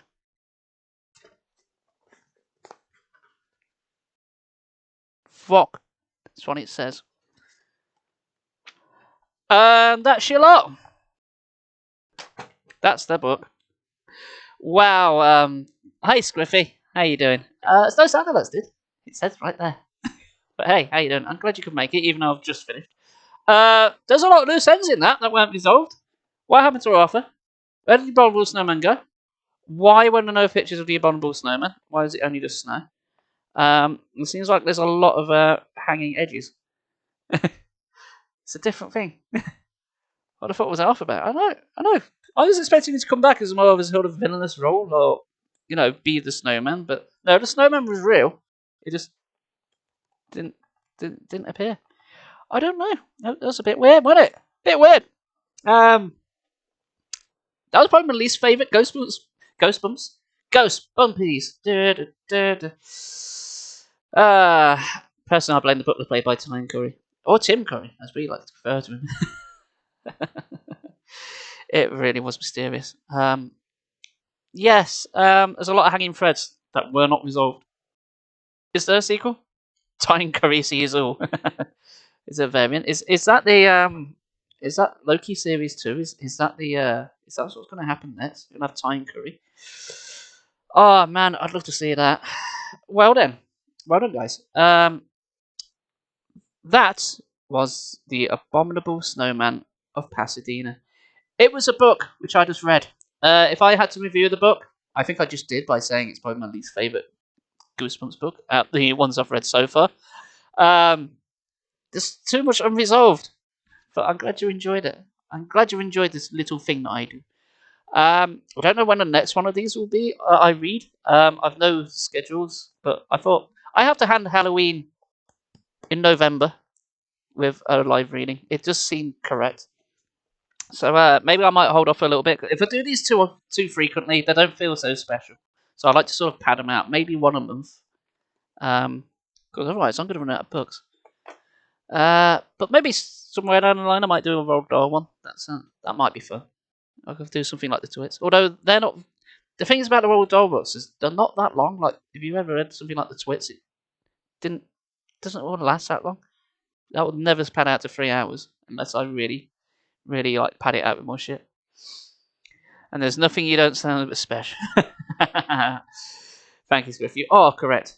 You are very, very correct. Okay, well, Squiffy, I know you've made it here late, but I've still got to dash in a minute. So thanks to everyone for sticking around. This will be on YouTube, so you can watch it at your own leisure. So guys, going for the silent applause sound alert. Little Hercules, little Hercules. Don't know why I did that line from the Crumps. There we are. Emotes still work. Everyone knows emotes. James Giant Peach is a bit longer. Maybe I could read that. That's got an angry rhinoceros in it that gobbled up its parents. Read your own adventure with poles. I think I do have one Goosebumps one that is a pole one. A read your own adventure one. I can't remember which one it is. Genre fluid. Yes, I very much am genre fluid. Right, it's genre. I'm genre fluid. Probably shouldn't announce that too loudly. You never know how chat takes that. No, well, I'm glad I can appease you. Choose your own adventure. Maybe I'll do that. Maybe your answer, please. No, what the fuck am I on about? Maybe I'll do that for like a Christmas one, like a special one. Christmas, choose your own adventure, because it kind of worked well in Until Dawn, letting people choose what happened. That was fun. Steve Jackson's Sorcery. Go, go, go. I've never read that. If that's even a book. Or you're just saying, geez, Steve Jackson's Sorcery. Well, most of them died. One of them survived. We saved one. I'd say that's a win. We got a ending. I was right to know everyone was going to die. I don't know. That's what blind playthroughs are for. But anyway, I let chat. I let chat make this decision. So yeah, it's not my fault. Well, maybe it is a little bit. Anywho, right. There's a lot of good eggs on. So while you stare at my face for a second, I'm going to go to Twitch itself and go to the raid button. See who's around. So thanks again for tuning in. Thank you very much, Shadow and Queen, for the subs. There is no one on? Really? Really? There's no one on I watch on? Okay. Oh, never mind then. I suppose you subbed as well. What? Today? It's not come up if you did. I mean, you're subbed as well. But I mean, like, actually subbed tonight. Don't let the box lie to me. Thank you for the stream. You're very, very welcome. I do enjoy doing this. Very much so. Pretty sure. It's not come up. Look, you can literally see the box on screen. Queen of Orby is the last one. Didn't you sub the other day? I thought you did. Oh, never mind. Well, either way, there's always another day. So, yes, box is a liar. It's not come up on my activity feed either. Oh well. Well, thank you anyway, Squiffy. I appreciate that, my friend. I don't know why it's come up then if you actually have, because it's not come up anywhere, even on my Twitch thing. You did the thing. All right, I believe you, and you did the thing. Yes. Yeah, sometimes it's like instantaneously. Although I had this with Lone Wolf. He said he subbed the other day, but that was when I was streaming on the Xbox. So I don't know, but he said it didn't pop up there. Oh well, we'll see what the email says afterwards. If it says I got 3 subs, then I know you're telling the truth. But then again, that thing lies, as me and Shadowbeam discussed earlier. So yeah, me and Shadowbeam did a wee talk earlier for a thesis. So I spoke to her for 2 hours about Twitch. It was fun. I very much enjoyed doing it, and it's a shame it's not available publicly because I think it would be quite entertaining for some people to listen to. Yeah, I think you should release that. You know, anything to get out. Anyway, I'm just rambling now, as is my name. So, and I've been going for 3 hours now. So, one day Yeah, release it. You know you want to for the people. They might want to see an insight, one that's not an all negative Nancy one. On brand as always. Yep, yep. If you sub, this is exactly what you get. This is exactly what you pay for. Right. Nobody seems to be on, so I'm not going to raid anyone. It would seem. So I'm just going to end stream. Uh, let's go to the ending screen. There we go. So I will be back on Thursday afternoon with Child of Light. Brand new playthrough, which I know some of you are really looking forward to. So that will be 12 o'clock. Child of Light on Thursday. And then I won't be on Thursday night because I'm doing the podcast recording, which I should have been doing tonight. So you got me instead today, because aren't you lucky? And I'll be back Friday. You get double dose of me on Friday. So yes, last minute chips. I'm not sure what I'm doing. I'm guessing I'm going to be doing Child of Light during the day, and then something new because I finished all the spoopy games for Spoopy Month. But yeah, oh yeah, it's the end of Spooky Rambles. That's it. It's all done. We shall stream stuff that isn't all spooky games. Well, unless I feel like streaming them. Hey, it's my channel. I make the rules. Battered sausage. Oh, I fucking love a battered sausage. Righty then. That'll do. I'm going now because I've got work in the morning and I've got stuff to do.